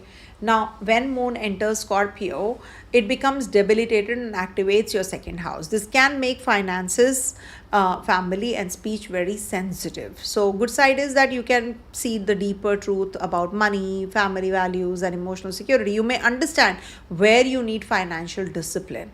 But the problem is that you can be having harsh speech. There can be some family tension, emotional eating, financial fear or insecurity or possessiveness around resources. So you plan everything well, budget planning is also quite likely. And avoid sudden investments or emotional purchases. Good for reviewing savings and tax and debt and family obligations. Family-wise, sensitive discussions may happen. Avoid bringing old wounds into present conversations. Be careful with your speech, and Scorpio moon can make speech very intense or cutting also. And relationship wise, money or family may become a point of discussion.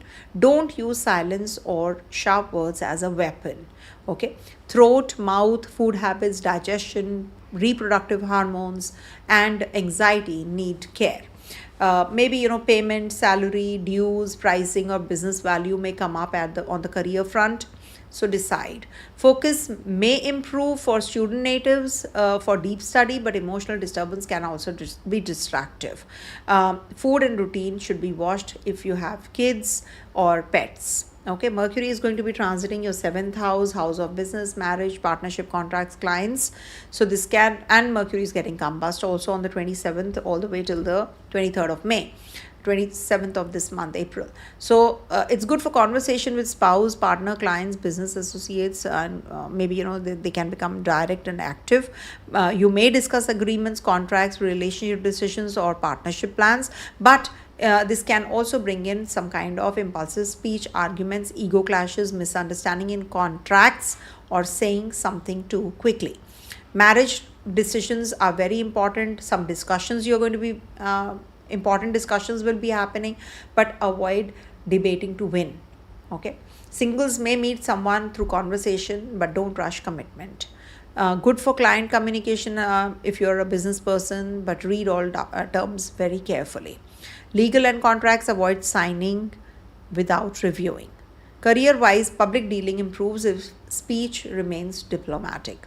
Sun and Ketu will also be at the exact trine, and that's happening on the 28th of April, 7 and 11 axis, fire connection. Okay, so clarity about who belongs in your life. You may detach from people who drain energy, and relationship truth can become visible. Okay, you may also become more confident in setting boundaries, but the issue is the ego clashes, in partnership, or maybe detachment from friends, or feeling that some people are not emotionally available. For married natives, this asks, is the relationship balanced or only socially maintained? For singles, this asks, are you choosing someone from real connection or social validation? Also, Saturn is aspecting, by the way, your Lagnesh Venus in the 8th house. So this makes a serious relationships as a relationship and self-worth period. So love becomes mature, long-term commitments are strengthened, money can be handled more responsibly, self-discipline improves, beauty, comfort and lifestyle becomes more refined. But emotional heaviness is also there because Saturn is looking at Venus in the 8th house. Delays in relationship happiness, feeling less appreciated, pressure in love, financial caution. So this does not deny love, it tests whether love is stable enough to last.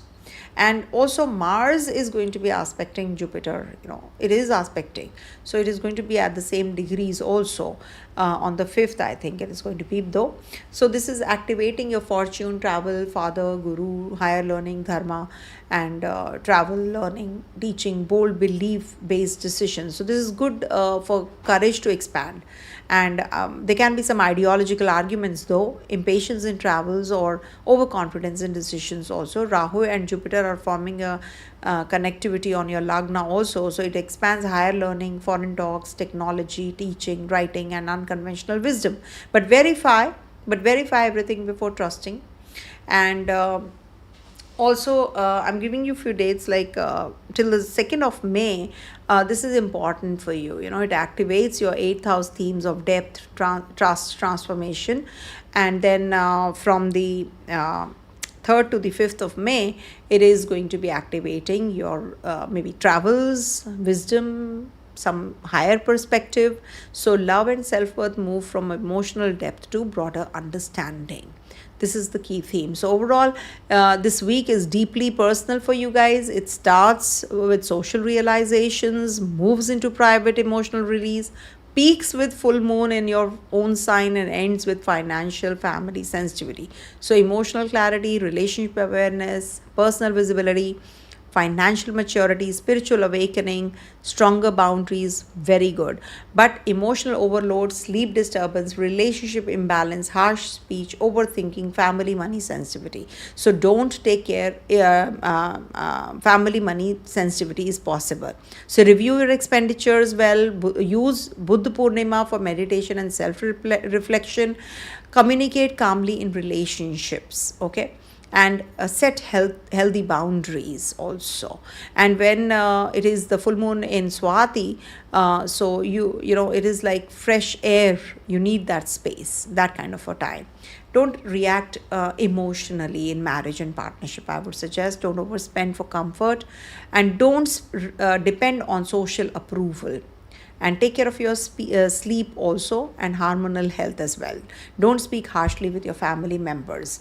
Recite Om Shukraya Nama any which ways every day, 11 times or to 21 times. On Friday, offer white flowers, rice, sweets on the altar or to the priest. On Buddha Purnima, meditate under moonlight if possible, and pray for balance and wisdom. And because Saturn is looking at your Lagnesh Venus in the 8th house, because Venus has transited through your 8th house, you must be feeling depressed for that reason also. Venus transited through from 14th May, 19th April to 13th May, it is going to be in the Taurus sign. So this might be the reason that you're feeling low in the 8th house of yours, and Saturn is also looking here. So this can bring about some kind of on the Buddha Purnima, if you can do this ritual, and maybe serve the elderly people and donate black sesame or simple food on Saturday. This will definitely help you. That is why I said I'll give you the remedies also. And or maybe you can take a slow walk in the open air and write down your relationship expectations instead of arguing. Avoid sugar or emotional eating. Sleep before making a major decision. Keep one day light and quiet around full moon. Okay, eat light. So Libra this week brings a powerful full moon in your own sign. It will show you where you are balanced and where you are over compromising. So choose clarity, maturity, and self-respect over emotional reaction. Okay, coming to the next one, that is Scorpio. I hope you are satisfied with the reading. Leo, okay, 1 second. There is a Leo moon Atmakarka. Okay, members, when they're sending, I'm obligated to respond to them, of course. Libra ascendant in Revati, Rahu, Ketu, Antardasha just went through surgery, recurrent illnesses, getting detached from my survival instincts altogether. See, you must understand, for Libra ascendant natives, what is happening, your Lagnesh has just transited your 8th house. Saturn is in your 6th house. And your well-being, emotional well-being, there's a lot of chatter because from the 4th house, it is this 3rd house where Saturn is transiting. So there's a lot of chatter going on in your head. And health issues, definitely the health issues are because Saturn and Mars are also together, and there is a Ketu energy also you mentioned. So this is definitely because of the surgery that you went through is because of the Dasha of Rahu Ketu also. Rahu Ketu Dasha gives surgical processes in case, or Mars Ketu or Ketu Mars also does so, in case it is promised in the chart, of course. And recurrent, if you are getting into recurrent health issues, you should worship Lord Hanuman for giving you that cure. If you can't, then just walk, as I said, do the remedies I just mentioned, walk in the open air, at least, if you can't, if you're not on the bed right now, of course. And also, avoid stress eating, and keep on the full moon, something, maybe some affirmations on your altar, and it will happen. Okay, getting detached from my survival instincts. No, don't worry, everything will be fine. It's just a phase. And as it is, Venus, as I said, is in your 8th house since the 19th of April. So it is not going to be there permanently, So once it's out, you'll feel better. For Scorpio natives, this week moon is going to be from the 23rd April to 3rd of May. Moon is transiting your 10th, 11th and 12th houses. And first also, sorry. Okay. So career and public image, to gains and support, to isolation and inner clearing, to self, body and emotional intensity. So when moon is going to be in the Leo sign of yours on the 27th, there's going to be conjunct Ketu, and it's going to be in trine to Sun also. So this can make your professional life feel very karmic. You may feel visible, but also slightly detached from recognition you're receiving. That's what is karmic. So it is definitely going to be giving you that clarity about what kind of work no longer satisfies your soul. You may detach from ego-based ambition and begin thinking more deeply about meaningful work.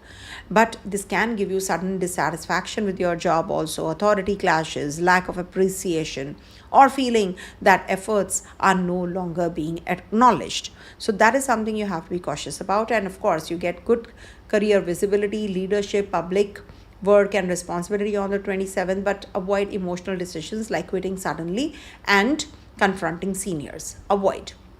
Bosses, keep communication respectful. Authority figures may seem distant or demanding. So that is something you have to make peace with in your mind. No arguments, please. Career linked income may come into focus, but results may feel delayed or uncertain. Relationship wise, there can be some work stress, which may, you're not emotionally available for the partner. So this can create that kind of an issue also. Some karmic issue around respect, guidance or approval may surface as regards to the authority figures or father life figures also. Take care of your stress, blood pressure, heart, or spine or fatigue or emotional burnout. These all need care. As regards to homemakers, responsibilities and at home may feel like a career role. Too much duty, less appreciation. Okay, so that happens sometimes. And this transit asks, am I working only for status or for purpose? Okay. And then moon moves into the Virgo sign, that is your 11th house, and 28th April to the 30th of April afternoon time, it's opposite Saturn, Mercury, and Mars also. So 11th house is about gains, friends, network, siblings, desires. So moon in Virgo activates your 11th house. But it is, so gains from friendships are active, but not completely easy because of this combination right opposite also. But this can bring networking, support from professional circles, income planning, and also social visibility and clarity about long-term goals as well. But the challenging side is there is a pressure from expectations. You may feel that gains are coming, but slowly. Friends are may become very critical, or co-workers may become demanding, and social obligations may feel tiring for you guys.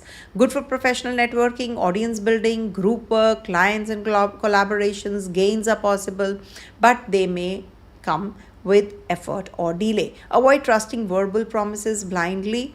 You may realize who is practical support in your friends and who is only social noise. Elder siblings can be coming for discussions for property matters maybe, or distance or responsibility may arise. And also for students, group study is good, mentorship program or planning future goals. This is good time for doing so.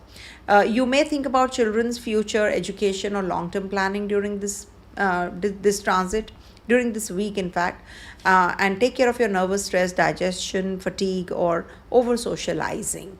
Okay, investments, you can maybe do not speculative chasing, I would say. And litigation and loans, etc., if you're thinking of taking a loan or something, so I would suggest that if you can avoid, all the more better, but you will definitely get some support from through contacts also. Okay. Then there is this moon in the Libra sign, which is your 12th house, and we have Buddha Purnima and full moon in Swati Nakshatra. So this is like, deeply spiritual and inward full moon also. It can bring inner clarity, dream messages, release from old emotional baggage, or spiritual awakening, or foreign connections, or emotional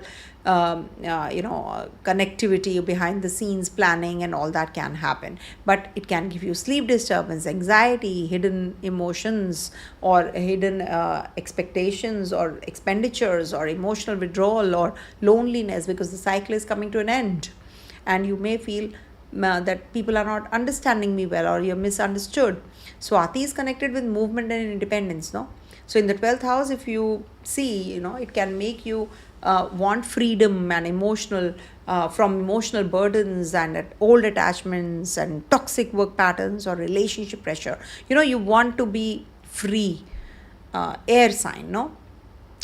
Air sign, air nakshatra also. So better for private planning, research, editing, spiritual work, foreign clients, healing, hospital, retreat, or behind the scenes work. Not ideal for public confrontation. What you did, what you didn't, you're planning and thinking of all that, reviewing everything, rejuvenation, reinvigoration time. Okay, some hidden expenses may arise. Be careful with online purchases, travel expenses, hospital or health expenses, and unnecessary luxury spending also. You want space. If committed, explain that you need quiet time and not separation. Okay, give yourself a relationship some time. Some old memories, if you're single, may come up, or someone from past may come into your mind. Don't mistake loneliness to love. Okay. Then health-wise, sleep, feet, anxiety, immune system, hormonal imbalance, and emotional exhaustion, these need care. Okay. And watch pets carefully. They may need rest or routine support. Some kind of foreign travel, spiritual retreat, hospital visit, or secluded travel may be possible. Okay. Good for behind the scenes legal preparation, not for open conflict. Not a good time. And also Buddha Purnima is definitely in your 12th house, so it is about releasing mental noise. It is beautiful time for meditation, forgiveness, and charity also, for charity and letting go. Then lastly, moon is for a day in your first house, and then of course henceforth also for 2 days it is 2 quarter days moon stays, 54 hours moon stays in a particular zone. So this is about the new cycle is going to start again on the 3rd of May. So moon enters your debilitation sign, in fact. So this makes you emotionally powerful but more sensitive also.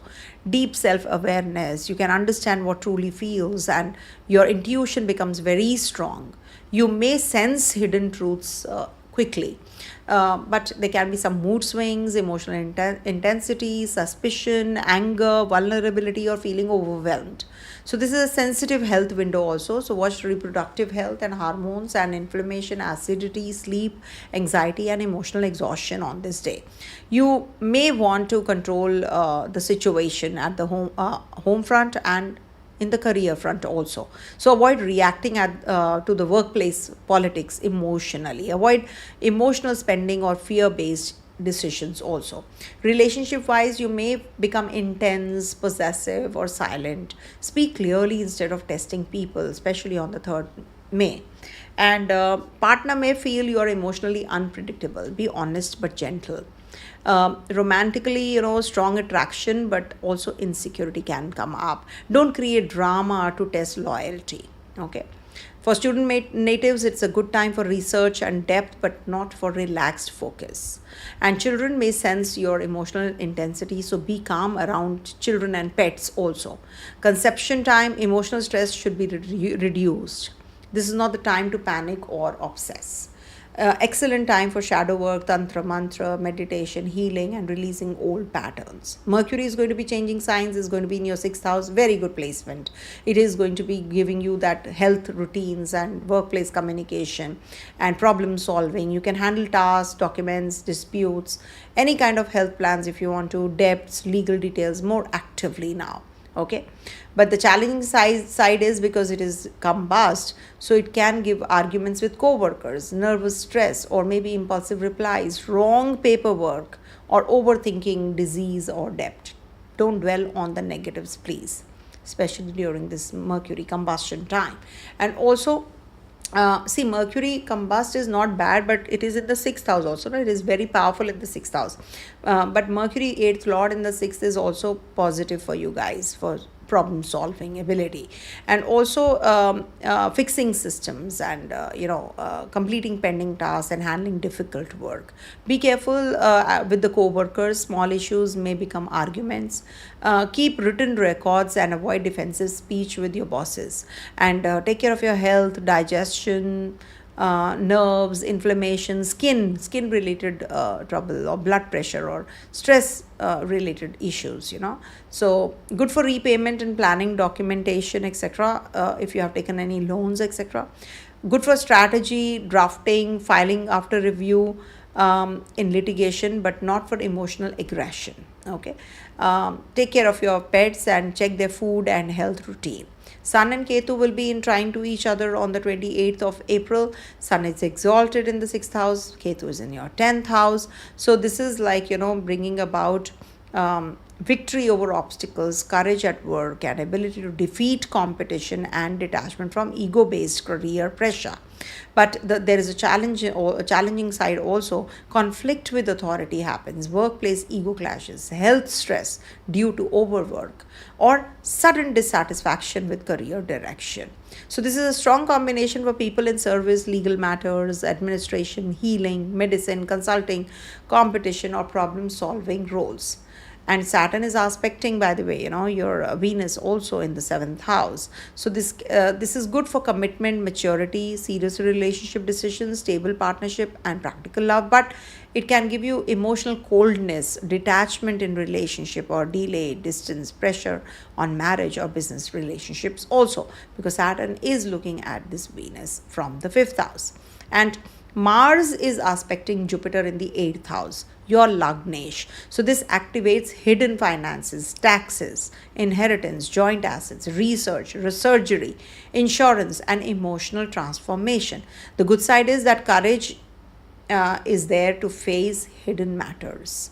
But There can be sudden financial stress, overreaction in joint money, or digging too aggressively into sensitive issues. Rahu and Jupiter are also in trine, by the way. So this increases intensity around shared resources, secrets, psychological healing, and financial strategy also. Verify facts before trusting and advice. Okay. So second till the 2nd of May, this is a good time if you want to make any decisions or regards to your communication effort. Maybe you're planning to travel, connecting with your siblings, or maybe some kind of documentation, etc., PR, visa, etc. So till 2nd of May, very good. On the 3rd, this is the time when this is some home renovation, or maybe property related matters, or maybe you're going to be acting on wanting emotional grounding also. Okay, so this is what is the key theme. So the there is career clarity, networking benefits, emotional and relationship maturity, and spiritual release, ability to solve problems, legal depth strategy, deeper self-awareness, but avoid work pressure, too much of workplace pressure, emotional withdrawal, hidden expenses, and they can be health sensitivity also. What I suggest is stay calm at the workplace, review contracts, debts, taxes, and shared finances carefully. Budh Purnima meditation for emotional release is a must for you, and watch the health of your children, pets, and communicate honestly in marriage and partnerships. Take care of your sleep and digestion. Use your intuition, but verify facts. Okay, don't resign or confront seniors impulsively, please, and don't test your partner emotionally. Don't make joint financial decisions in anger, and don't isolate yourself too much on the full moon time on the 1st, and don't ignore hidden health symptoms also. Okay, and also don't speculate in investments based on fear and excitement, and don't speak harshly with your co-workers also. If at all you're having any kind of issue at the workplace, please recite Om Mangalaya Namaha or Hanuman Chalisa for Mars balance. And also you can water the Shivlingam for emotional purification. Sit quietly and chant Om Namah Shivaya to meditate for release on the Buddha Purnima day on the 1st. And do remember, Saturn is looking at Venus, so offer service to elderly people, donate simple food on Saturday. And if you can't follow all these, so avoid late night emotional conversations, keep all financial and legal documents organized, take a grounding walk daily, do breath work before responding to conflict, reduce stimulants, spicy foods, and sleep disruption. Keep a calm routine for pets. And somebody is asking a question about Scorpio. My current job is oh my goodness, where did it go? 1 second, I lost the question. Yeah, my current job is shaky and I'm in discussion for a new job. Is that going to work positively? And see, this week moon is going to be in your 10th, 11th. So till the time it is till the 30th afternoon, definitely it's a positive time. And if the decision comes before that, and definitely you should take it up. Whatever comes your way, you should take it up. Don't wait for another opportunity. I have seen people regretting later. So this week gives you career visibility, relationship seriousness, and deep emotional release. But your real victory will come from controlling reactions, protecting health, and using intensity for transformation. Okay, so coming to the next sign, that is Sagittarius. For Sagittarius natives, this week moon is going to be in your 9th, 10th, and 11th and 12th houses. So dharma and guidance, career and responsibility, gains and networks, and lastly rest, expenses, and spiritual release. 9th house transit happens on the 27th when moon is going to be in your 9th house, Leo.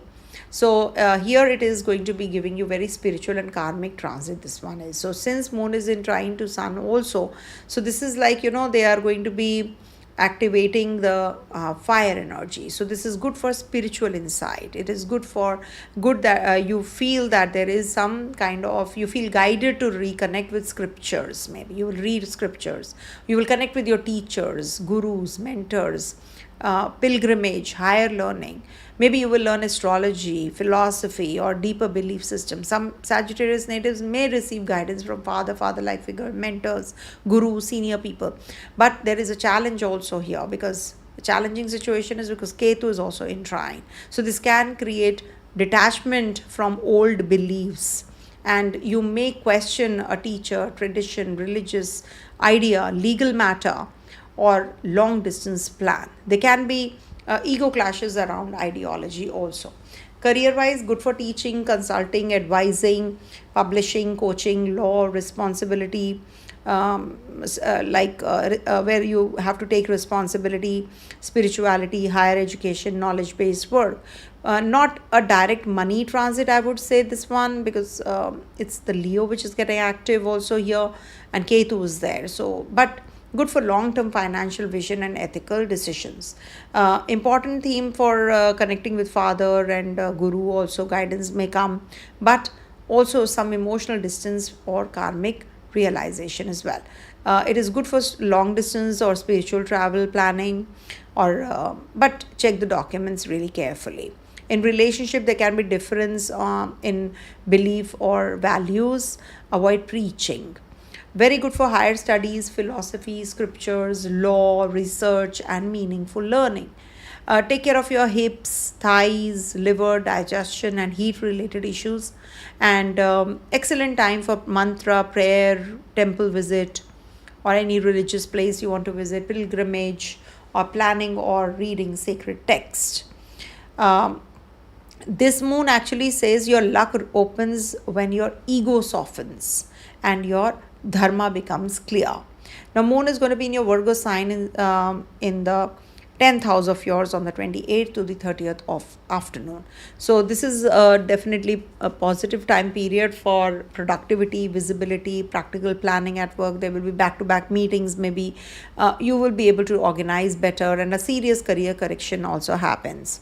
So you may be asked to take responsibility to fix something important and at work, maybe some past project which did not go well, so you have to review it or you have to redo it.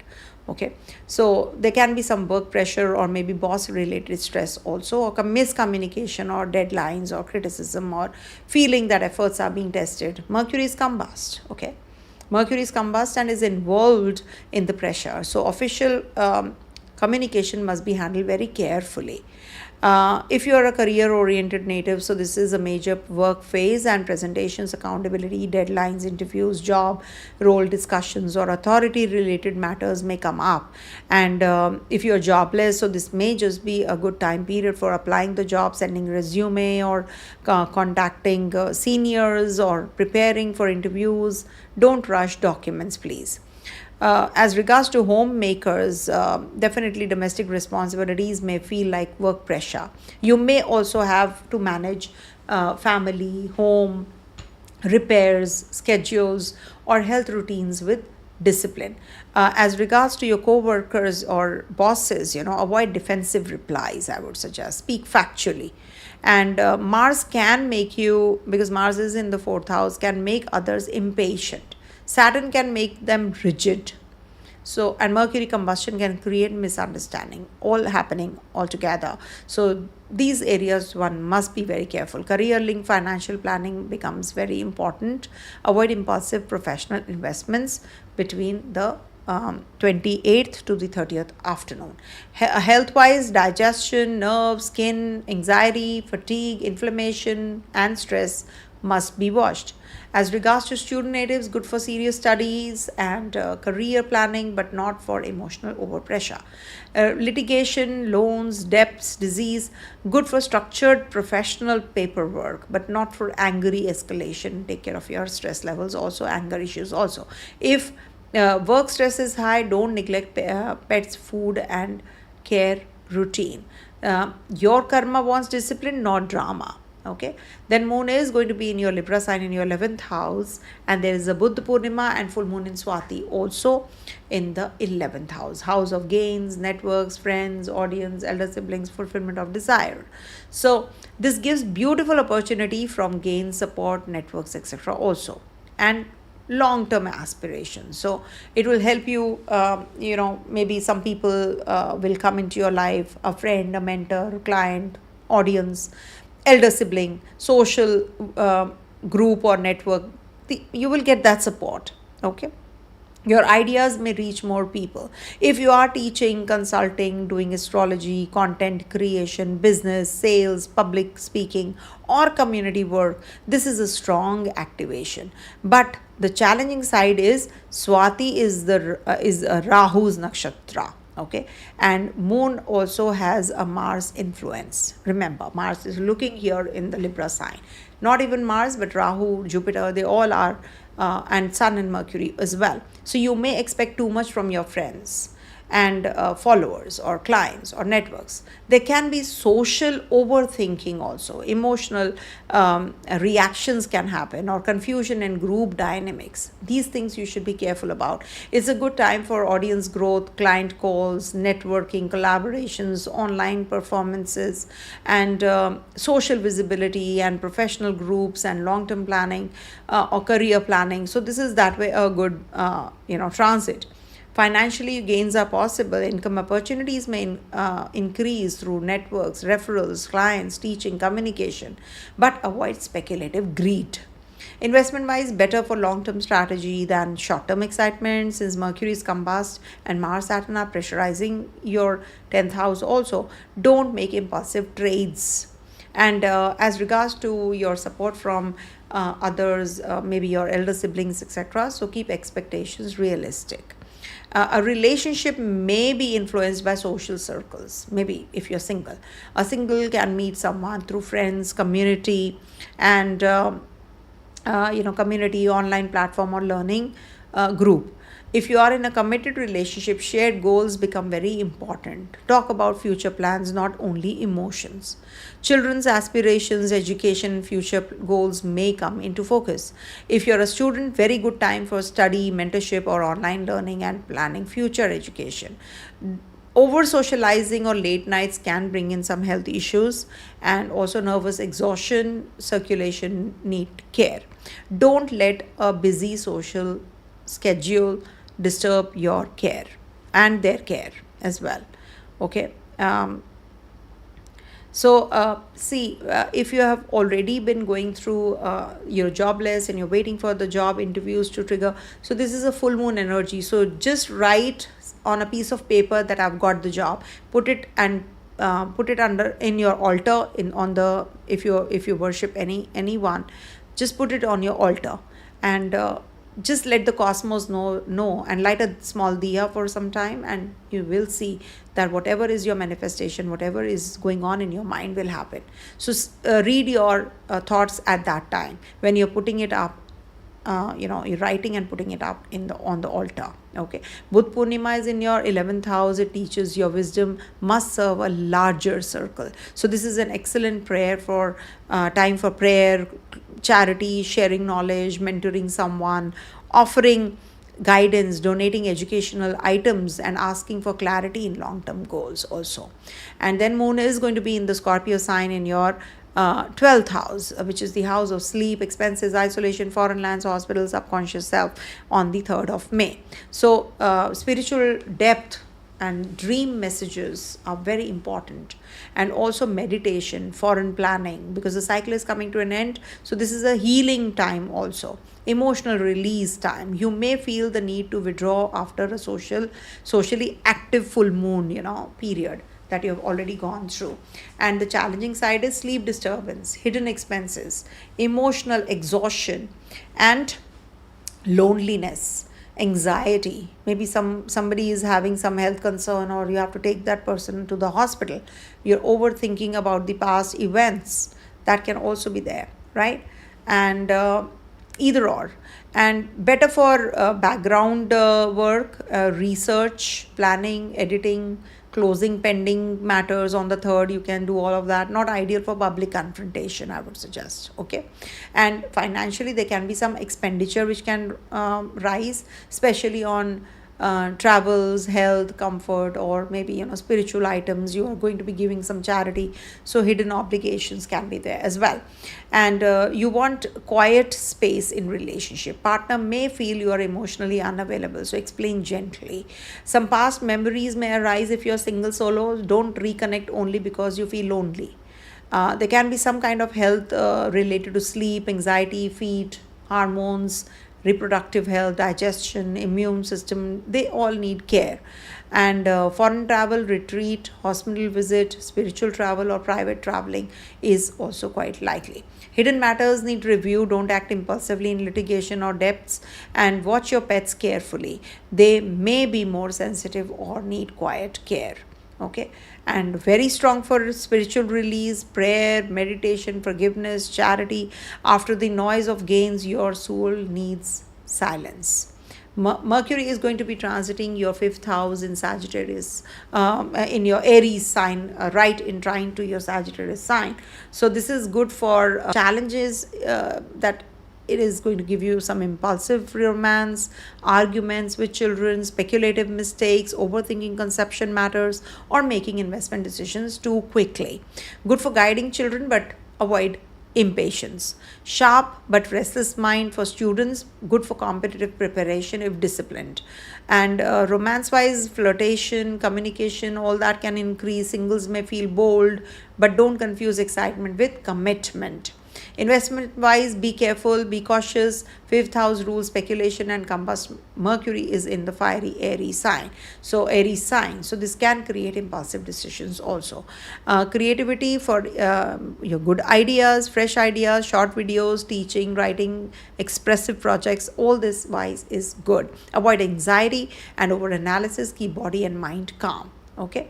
Ketu and Sun will also be in trine, by the way, 5th and the 9th house trine. So spiritual intelligence rises on the 28th April. Mantra Shakti becomes stronger. Plus minus, we do take 2-3 days time. Creativity receives divine inspiration. Children related clarity comes, and learning, teaching, higher knowledge will improve. Old belief systems can be purified.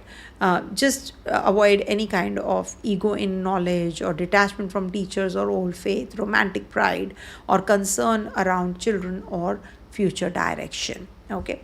Now Jupiter is well positioned for you, so this is a very good transit for you. In relationship, you will have discipline, service, routine, health correction, solving problems, dealing with debts, managing competition. So that way it is good. Fix your routine and your fortune will improve. This is the key theme. And ability to solve problems will happen. Health will become better. Growth through service. But workload or health negligence will definitely be not good for you. And over giving to others. Okay. And I think that's what, and it is definitely very important to note that Mars is also going to be looking at this Jupiter at the exact degrees. So confidence, action, drive, willingness to work, to decide is there, but at the same time overconfidence can be there, or arguments or rash choices, or pushing too hard physically is also quite likely.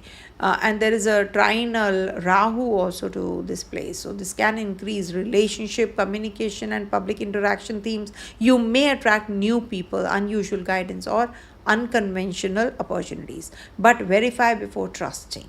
Okay. And definitely health, debt, all these are going to be taken care of. Work correction will happen. And Rahu Ketu are going to be in the Navmansha of Capricorn, Cancer, your 2nd and 8th house axis. So money, family, speech, savings, joint finances, taxes, inheritance, and emotional security issues may come up, either or. So be careful about all of that. So this week is powerful and mixed. It starts with dharma. I think it is definitely good for higher education, strong learning, gains through networks, support from friends, creative intelligence. Jupiter wisdom is helping the full moon energy also. Don't take impulsive decisions regards to your investments, and seek guidance from mentors and elders during this week. And I think you should go for some charity on Buddha Purnima day on the 1st, and communicate gently with children and romantic partners also. And don't preach or argue beliefs. Don't overpromise at work, and don't take risky investments based on excitement. Okay, for investments. Om Guruvai Namaha chants for 11 to 21 times. You can donate books, stationery goods, food items, or help a student. You can adopt online also. Recite Vishnu Sahasranamam or Ram Raksha Stotram or Guru Mantra. Okay, if stress arises, recite, chant Hanuman Chalisa also for Mars imbalance or balance. Okay, so if you are not able to follow these remedies, keep a health routine this week, and walk daily and avoid overeating also. Write down financial and investment decisions before acting. Spend 10 minutes in silence after social interactions. Reduce late night screen time around moon in the 12. Wisdom, discipline, and emotional balance. All right, coming to the next one, that is Capricorn. Any questions? Just give me a moment. Water break, please. 1 second. Let me just put it here. I'll just be back.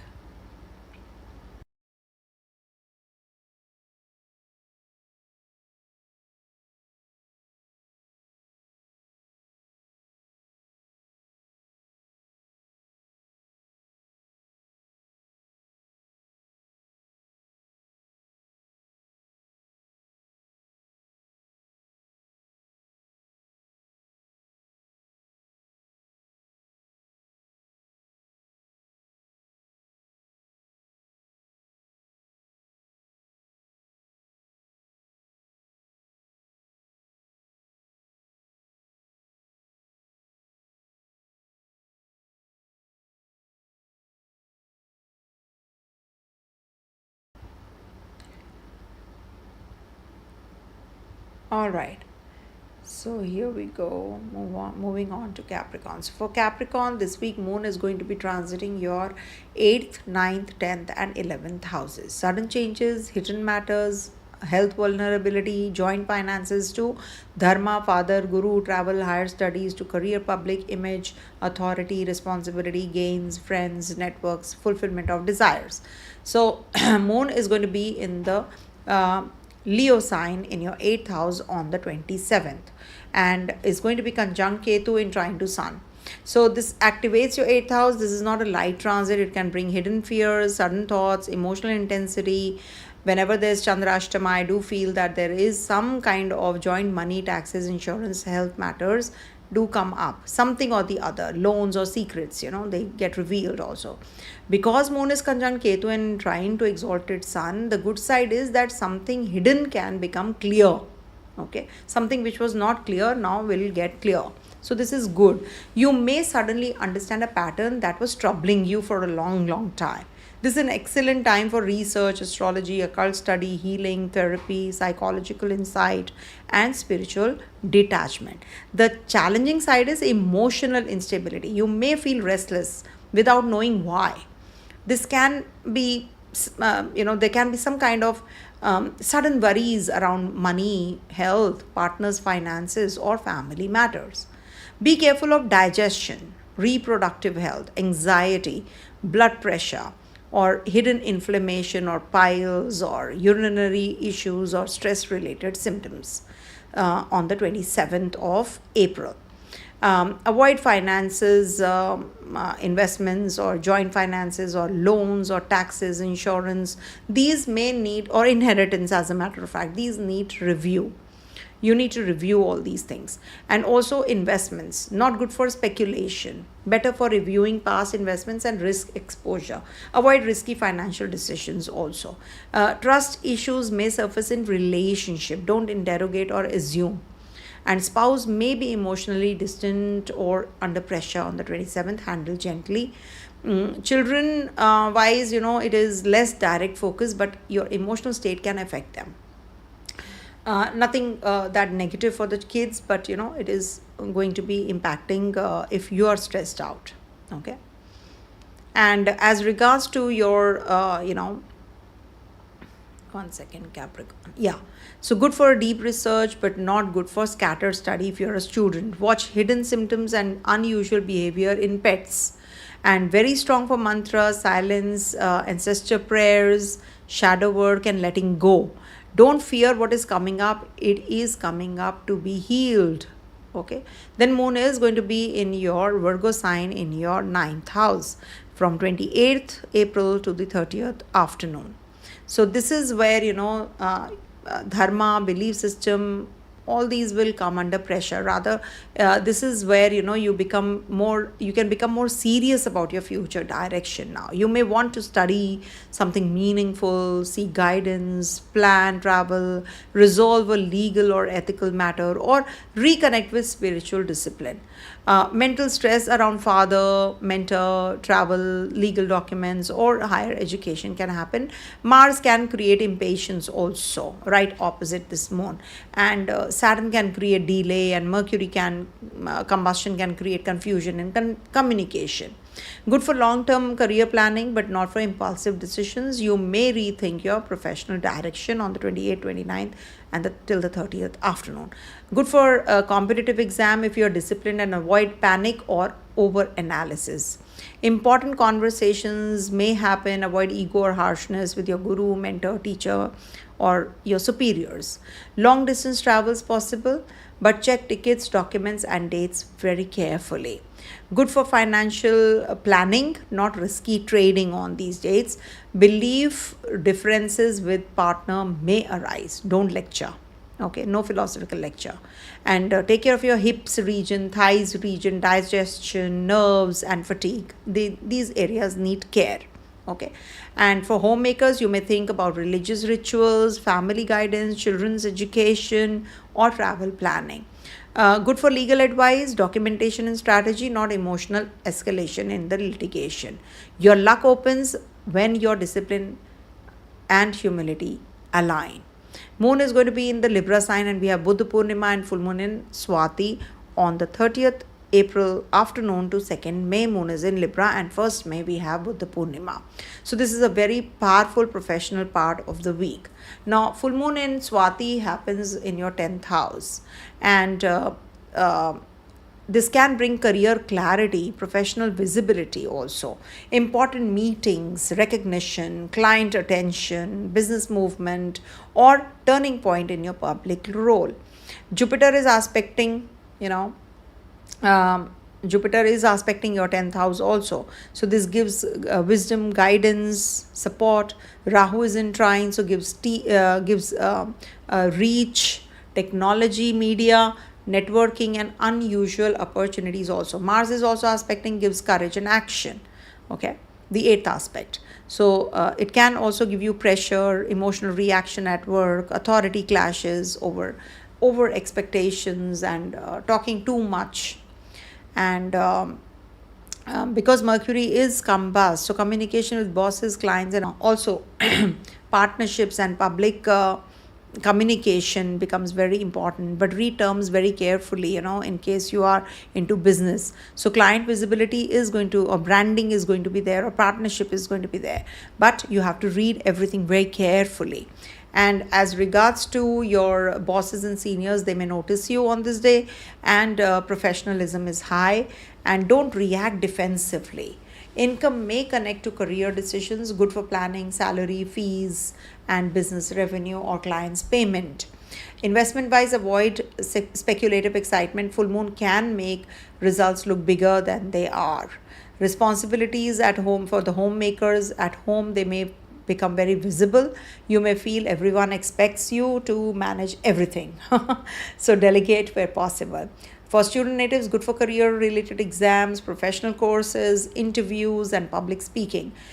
If connected with career, reputation, or authority, important movement is possible in litigation. Stay factual. Take care of your stress, blood pressure, knees, lower back, skin, kidneys, and emotional fatigue. You have to be cautious. Buddha Purnima is on the 1st of May. Wisdom must become karma. This is a day to pray for a right career direction, ethical work, clarity with authority, and success through humility. Okay, lastly, moon is going to be in your 11th house in Scorpio sign on the 3rd of May. So this is like very good for becoming very clear about what you want now. A serious financial or network related realization can happen. You may understand which people are truly useful for your future, but the challenge is that there is emotional dependency on results. You may feel disappointed if a friend, a client, or an audience, elder sibling, or network does not respond as expected. Since moon is opposite Venus, Venus is aspected by Saturn, so desires and relationships may feel serious. Gains may come, but slowly or with emotional pressure. Don't depend on uncertain promises, I would request you. Okay, and also useful for career network based gains. Also avoid office politics, and social expectations may affect personal life. In relationship, don't compare your relationship with others, I would request you. Future planning for children may come up. You will decide something important. And students, for you guys, group learning is good for you, but avoid distraction through social media. Hormonal imbalance, stress, circulation, sleep, anxiety, these areas need care. And keep pets routine steady. Don't ignore small signs, take care of them. And good for long-term review in investments, not emotional speculation. Not every desire deserves energy, please. Mercury is going to be in Aries sign, and that's happening from the 30th April till the 15th of May. Okay, so this is definitely very positive for renovation, relocation, property discussions, education plan, home office setup, vehicle matters, family paperwork, or domestic organization. But this can also bring in arguments at home, impulsive property decisions, miscommunication with mother, family, or too much mental activity around emotional matters. Good for planning home improvements, but avoid arguments. Take care of your mother's health and property matters. If you want to check documents very carefully, don't rush signing, even if it is a vehicle purchase. And work from home stress or office home balance can be highlighted during this Aries Mercury. Students need a calm study space. Homemakers, home workload may increase. Planning helps. Maybe there is a problem with the house help also, the support. Sun Ketu will be in trine in Capricorn, in fiery trine of Aries, and Ketu is in the 8th house in Leo. So this is deep. It connects home, mother, emotional peace, property, hidden fears, inheritance, joint finances, and psychological transformation. 4th house and 8th house energy. So the good side is emotional purification, courage to change home patterns. Maybe you will do a home at home, or maybe you will make a separate place for your puja, or maybe meditation. And clarity around property or family karma, spiritual release of old fear, and also ability to detach from emotional insecurity. Okay, and the challenging side is restlessness at home, and this can also bring about sudden family tensions, property anxiety. Just give me a moment. Just a moment.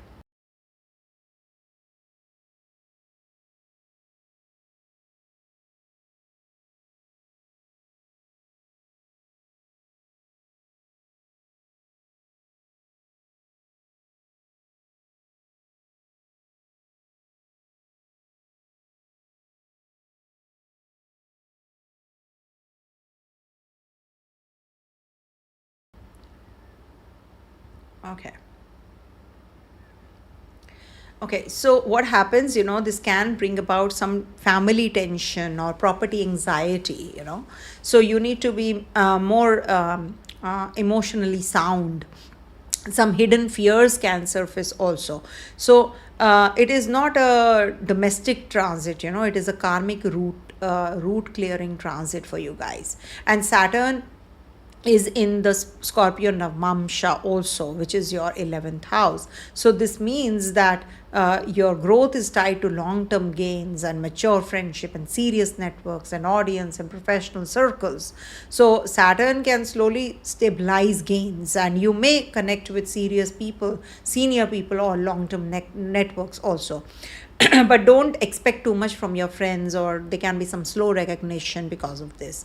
And this is very important because Saturn is your main planet, your Lagnesh. So Saturn in Scorpion of Mansha also shows that gains come after emotional maturity and hidden effort. Okay, and of course we have Venus also aspected by this Shani, and Venus is in Taurus, so this supports your children education, mantra, intelligence, past life merit and investments with wisdom, and learning, teaching, creative projects receive blessings, and there can be some attachment to results which can worry you, worry about your children and investments. So that is something you have to be careful about. For students, it's definitely very supportive for competitive exams. Rahu Ketu are going to be are already in the Capricorn and Cancer Navamsha. I've already done an elaborate video on the same. Please do watch that. So this is like self versus partner, identity versus relationship, and personal ambition versus emotional building. So this is a little challenging side in relationship. You feel misunderstood, but yes, this is a very good transit. It will redefine yourself. It is like you are going to be changing now. Marriage, committed relationship, and business partnerships need patience. Okay, so this is what is the key theme, and avoid any kind of impatience, making decisions out of rashness, harsh speech, anger affecting health and family. Avoid all of that. Okay, and overall, this is that week where you will get career visibility, professional clarity, and property home awareness, also disciplined financial thinking. And it can be a stressful week also, related to delays and frustration that you can experience, and relationship imbalance, also health stress from overwork. So handle career matters carefully and professionally. And Budh Purnima, career clarity also, you can use that well. And review your taxes, joint finances, and hidden obligations well. Speak gently. Take care of your knees, digestion, sleep, and stress. And don't suppress health symptoms, please. And don't speak harshly with your family members. And don't let fear control relationship decisions. Om Sham Shanishcharaya Namaha for 11 times or 21 times is definitely going to help you. Donate something in black or oil or simple food to the needy. On Budh Purnima, pray for right karma and career clarity, and offer water to sun for home and emotional strength. Recite Hanuman Chalisa for anger related issues or pressure related issues that you're feeling. If you're non-Hindu, so keep your work calendar organized. Don't answer emotionally charged messages instantly, immediately. Make a written budget. Spend time in sunlight and fresh air. Keep one home corner clean and peaceful. Take a slow walk before any major decision. Okay, so this week transforms hidden fears into wisdom, wisdom into career action, and career action into future gains. But only if you stay patient, professional, and emotionally steady. Okay, coming to the next one, that is Aquarius.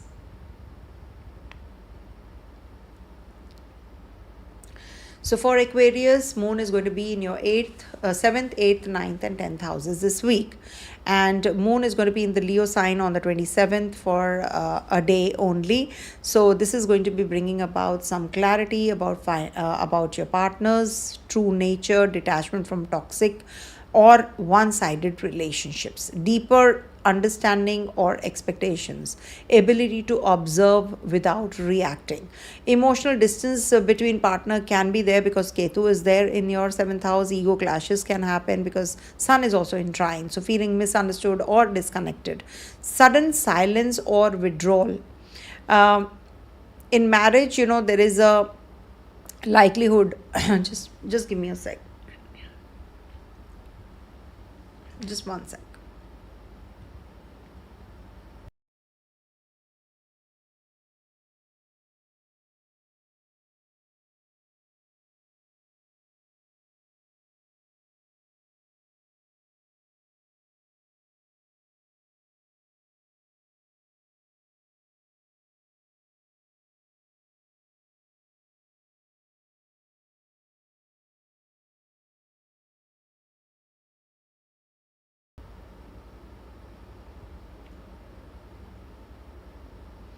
Okay.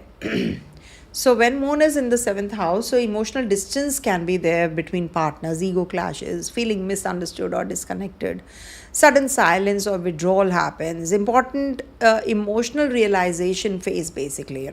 You may feel your partner is distant, or you may yourself feel withdrawn. That withdrawal feeling is there. Don't assume. Communicate calmly, I would say. If the partner is quiet, it doesn't mean that the partner is not available for you. Maybe they are thinking something else. Attraction toward unusual, detached, karmic type people. Avoid rushing into relationship if you are single. Clarity comes in partnership business also, and this could be the time when you will get the there are certain uh, maybe some business partnerships, they may just start, either strengthen or exposes imbalance in that. Client relationships may need careful handling in the on the career front. Be careful, and when you're doing the meeting, just make sure that all the papers that you have, whatever you have to discuss, are intact and ready. And income through partnerships may fluctuate. Kidneys, lower back, hormones, reproductive system, emotional balance, all these should be taken care of. Distraction through emotional thoughts can happen for students, so be careful. If you have hidden matters, suspicion, joint finances, something which is revealed, something which should be that insecurity that you are going through. So, and it is very good for research, investigation, astrology, occult, uncovering hidden financial or emotional truths also, deep healing. So this is that kind of a house. But there can be overthinking, anxiety, fear, insecurity, stress related to joint finances also. So focus on taxes, loans, insurance, joint accounts. Avoid risky decisions. And career wise, behind the scenes stress, hidden politics, or internal pressure. Relationship wise, trust issues or emotional probing can be there. Health wise, reproductive organs, digestion, anxiety, inflammation can happen. I feel that somebody is doing something against me. I feel that very strongly right now. Somebody is chanting some mantras against me. I'm feeling very heavy. Sorry to talk like this right now, because I'm feeling really very, very unwell. And just a minute. Om Ganganapataye Namo Namah. Om Ganganapataye Namo Namaha. Om Ganganapataye Namo Namaha. Make everyone happy. Whosoever is jealous also, please make them happy as well.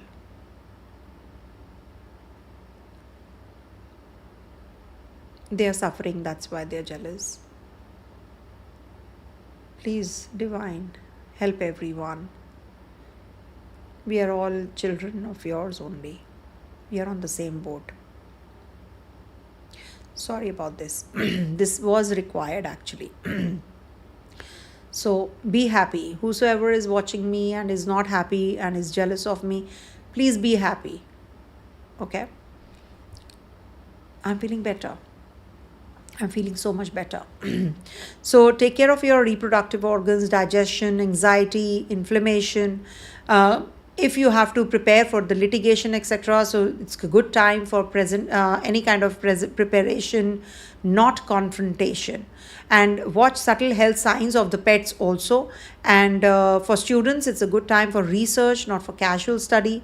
Powerful for shadow work and letting go spiritually. Then moon moves into the Libra sign. Now the action begins, because moon is going to be where there is Buddha Purnima, and moon is in Swati Nakshatra, where the full moon is taking place. Okay. So this is the house of dharma, fortune, higher learning, travel. So this is a very powerful phase for Aquarius, because moon is in the ninth house. Jupiter is aspecting from Gemini also. There's a Rahu trine also here, and Buddha Purnima is there. So good for guidance. So it's a dharma opening window, no? Very powerful. So guidance from guru, mentor, father life figures, or clarity in life direction, spiritual growth, travel opportunities, success in higher studies. But there can be some confusion in belief system as well, conflicting advice, overthinking choices. So long-term direction becomes clear in the career, on the career front. And as regards to students, excellent for higher studies, exams, philosophy, law, spiritual learning. Travel, strong for long distance or travel planning, maybe, foreign travel planning. Luck improves, but don't rely blindly. And this is good for value and belief systems. In relationship, values and belief systems become very important. And focus on children's future direction. Spiritually, you may ask, follow wisdom, not noise, to yourself. Then lastly, moon is going to be in your 10th house. That is the Scorpio sign. So 10th house is career, authority, reputation. So good side is transformation in career, deep focus, serious decision making, and emotional stress at work, pressure from bosses, and fear of judgment also can be there. So important developments will happen on this day. Maybe some kind of meetings, very important meetings are there. And also avoid emotional reactions. Okay, somebody did not listen to me, somebody did not acknowledge me. All these baby talks, stop doing that now. Don't be a crybaby. They may be the bosses may be demanding or critical. Finances are income tied to performance, and you work more, work harder, the better the income is. But reputation wise, you have to be very cautious. Small mistakes can be magnified. People can be framing you. So be careful about that. Take care of your stress, knees, bones, fatigue. And if you're a homemaker, there can be too much of responsibility that you're feeling. There can be some kind of career anxiety also for student natives for the future. But everything will be fine. I'll give you the remedies also. And Mercury is going to be in the Aries sign from the 30th April to the 15th of May. Your third house is getting active. So this is good for bold communication, new ideas, writing, media, marketing. So for all that, it is good. But at the same time, this Mercury is going to be combust also. So it can give you impulsive speech, arguments, miscommunication also. So good for communication roles, but be careful with the tone. There can be some sibling tensions also, and can be that short journeys will be very, very important in your during this transit. Now, Sun and Ketu are also going to be in trine, on the exact degrees on the 28th of April. So this is like, communication versus relationship, courage versus compromise. That axis is getting activated. So truth in communication, clarity in partnerships, but definitely ego clashes also, and detachment in relationship also can happen. Okay. And Saturn, being your Lagnesh, is transiting in Navmansha, your 10th house, that is Scorpio Navmansha. So this is a major career karma activation. So you superimpose D9. You see in the D9 also where Scorpio is, but do check your D1 chart. That's your 10th house Scorpio. So long-term building, long-term career building happens, and discipline and authority growth happens. Okay, so this is like a promotion happening for you. But there will be too much of work pressure also, too much on your plate. There will be slow progress, but definitely progress is there. And responsibility is heavy here. And of course, it is the 10th house and home emotional base. Venus is there. Saturn is looking at your 4th house also. So this is like, giving you some kind of emotional holding also. Your finances are linked to effort and career. Relationship wise, it's karmic clarity you will get. Stress and digestion issues can happen health wise, so take care and communicate calmly. Focus on long term growth. Don't get into any kind of arguments. Avoid impulsive decisions. Om Sham Shanishwaraya Namah for 11 to 21 times in a day is good for you. You can offer black things to the needy, or you can give even donate wheelchairs to the handicapped. And Buddha Purnima, on the Buddha Purnima, donate books or knowledge. Okay, so pause before speaking, avoid late night thinking, keep routine steady. So Aquarius natives, this week reshapes your relationships and your career path. Maturity in communication will decide your success. Okay, so this is what the key theme is. I am sure this is a very positive time period for you guys, because it is in your 10th house, 9th house. The luck is by your side. Okay, Okay, so coming to the last one, that is Pisces, and there's a question also waiting for the Pisces. Okay, so for Pisces, this week Moon is going to be transiting your 6th, 7th, 8th and 9th houses. So this is like, going to be giving you, now you're focused on your health, your routine, So ability to solve problem increases when on the 27th Moon is going to be conjunct Ketu. Your discipline will improve and you will get that clarity about enemies, debts, health issues in case you are having success in competition. Also, it is good for you guys if you want to, maybe start any kind of fitness regime also during this time. Any kind of litigation, etc., you should avoid. And also, sudden health issues can come up, stress, anxiety, etc., conflict with co-workers. So you have to watch digestion, inflammation, blood pressure, mental stress, and sleep and immunity also. Saturn and Mars are also in the Lagna, means body is under pressure any which ways. Workload increases, co-workers may irritate you. Avoid arguments, and good for repayment, planning, and not for taking new risks, I would suggest. Plan everything well, good for strategy. If you are thinking of litigation, etc., strongly watch pets' health. Ketu is there in your 6th house. Good for discipline preparation. Avoid panic if you're a student. And for homemakers, there can be too much of pressure at home, or routine may be too pressure.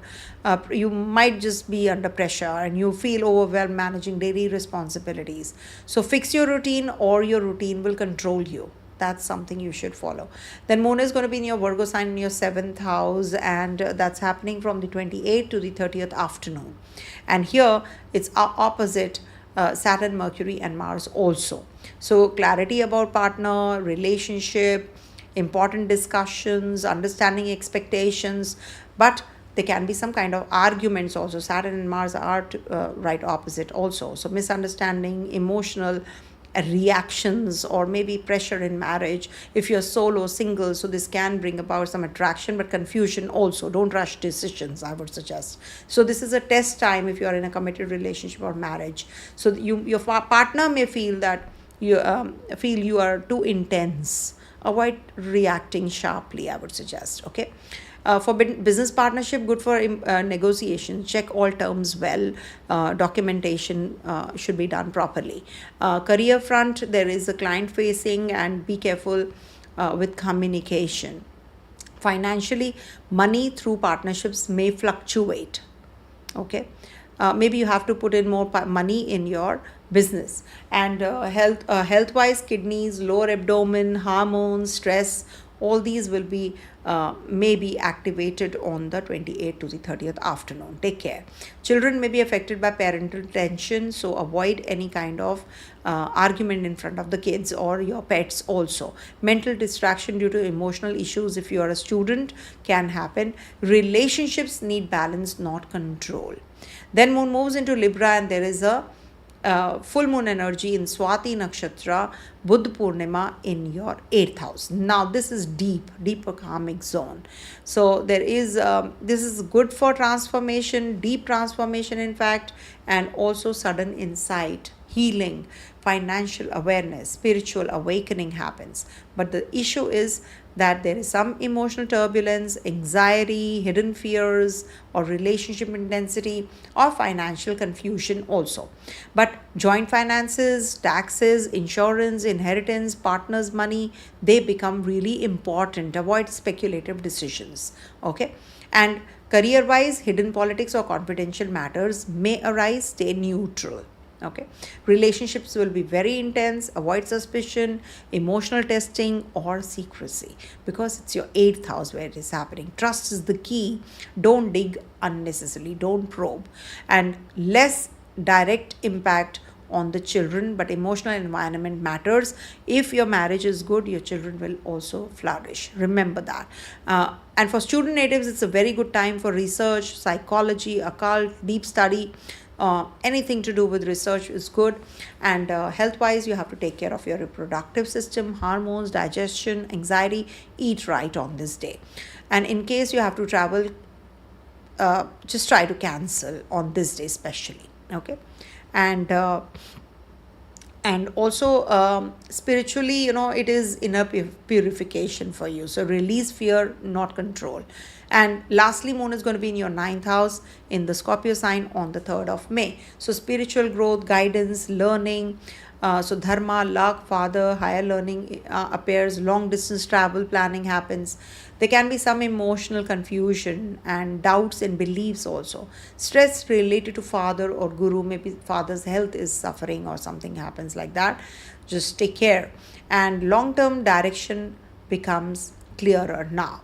Okay, career wise, and good for deeper learning, upskilling yourself. Important karmic interaction with your father, guru, mentors is required in case you have to plan for traveling, PR, visa, etc. So this definitely there is a possible movement here, but delays or emotional uncertainty also is reflected because there are Saturn and Mars in trine also. And take care of your hips, thighs, digestion, fatigue, and after chaos, clarity comes through wisdom. Remember that. Mercury is going to be changing signs from 1st to the 2nd house in Aries sign, so good for financial ideas, communication, planning, income. But harsh speech, impulsive spending, and misunderstanding in family also can happen. So be careful. Don't rush investment in finances. Very sensitive speech, words can create conflict. Be careful. Miscommunication is also possible. Now, another thing is Sun and Ketu are in trine from 2nd and the 6th axis. So this is activating speech versus service, money versus karma, family versus health. So good for finances, discipline is required. Ego in speech can be there, or health stress can be there. So that is something you have to take care of. And also Saturn and Mars are in the Pisces sign in the Lagna. So discipline, endurance, and strength. These are the key themes, key to success, I would say. But there can be some fatigueness, there can be pressure, health pressure also, stress also, anger also. So this is a combination that makes you strong but tired also. Okay. Now Jupiter is going to be in the Navmansha of Taurus from 20th April to the 14th of May. Now this is Taurus is your 3rd house, so courage, communication, effort. That's the key. And what is not that great is that you might just start preaching whosoever you're meeting. That is something you have to be careful about. And this is a good time for getting the lesson from your teacher, mentor, guru, and gains versus creativity also. Finances, communication are linked. Okay. So this is what, and avoid speculation, and relationship can be intense and karmic this week. So for you guys, maintain routine, speak calmly, focus on health, meditate during Buddha Purnima, verify financial decisions, and rest properly. Don't react emotionally, don't overspend, don't argue with partner, don't ignore health, and don't trust blindly. And also recite Om Guruvai Namaha, offer yellow items on Thursdays, and recite Hanuman Chalisa for Mars control. Okay, Buddha Purnima, donate books and food. That's the best thing. And if you can't do all this, follow a strict routine, reduce stress triggers, and journal, and mindful eating, proper sleep. Okay, so for Pisces, this week is not about outer success, it is about inner alignment. If you manage your emotions, health, and speech, this same week can become a turning point in your growth. Okay, so this is what is the reading for all of you, and I hope you all enjoyed, and thank you for watching, and sorry for the breaks in between. Stay blessed, everyone. Om Tat Sat.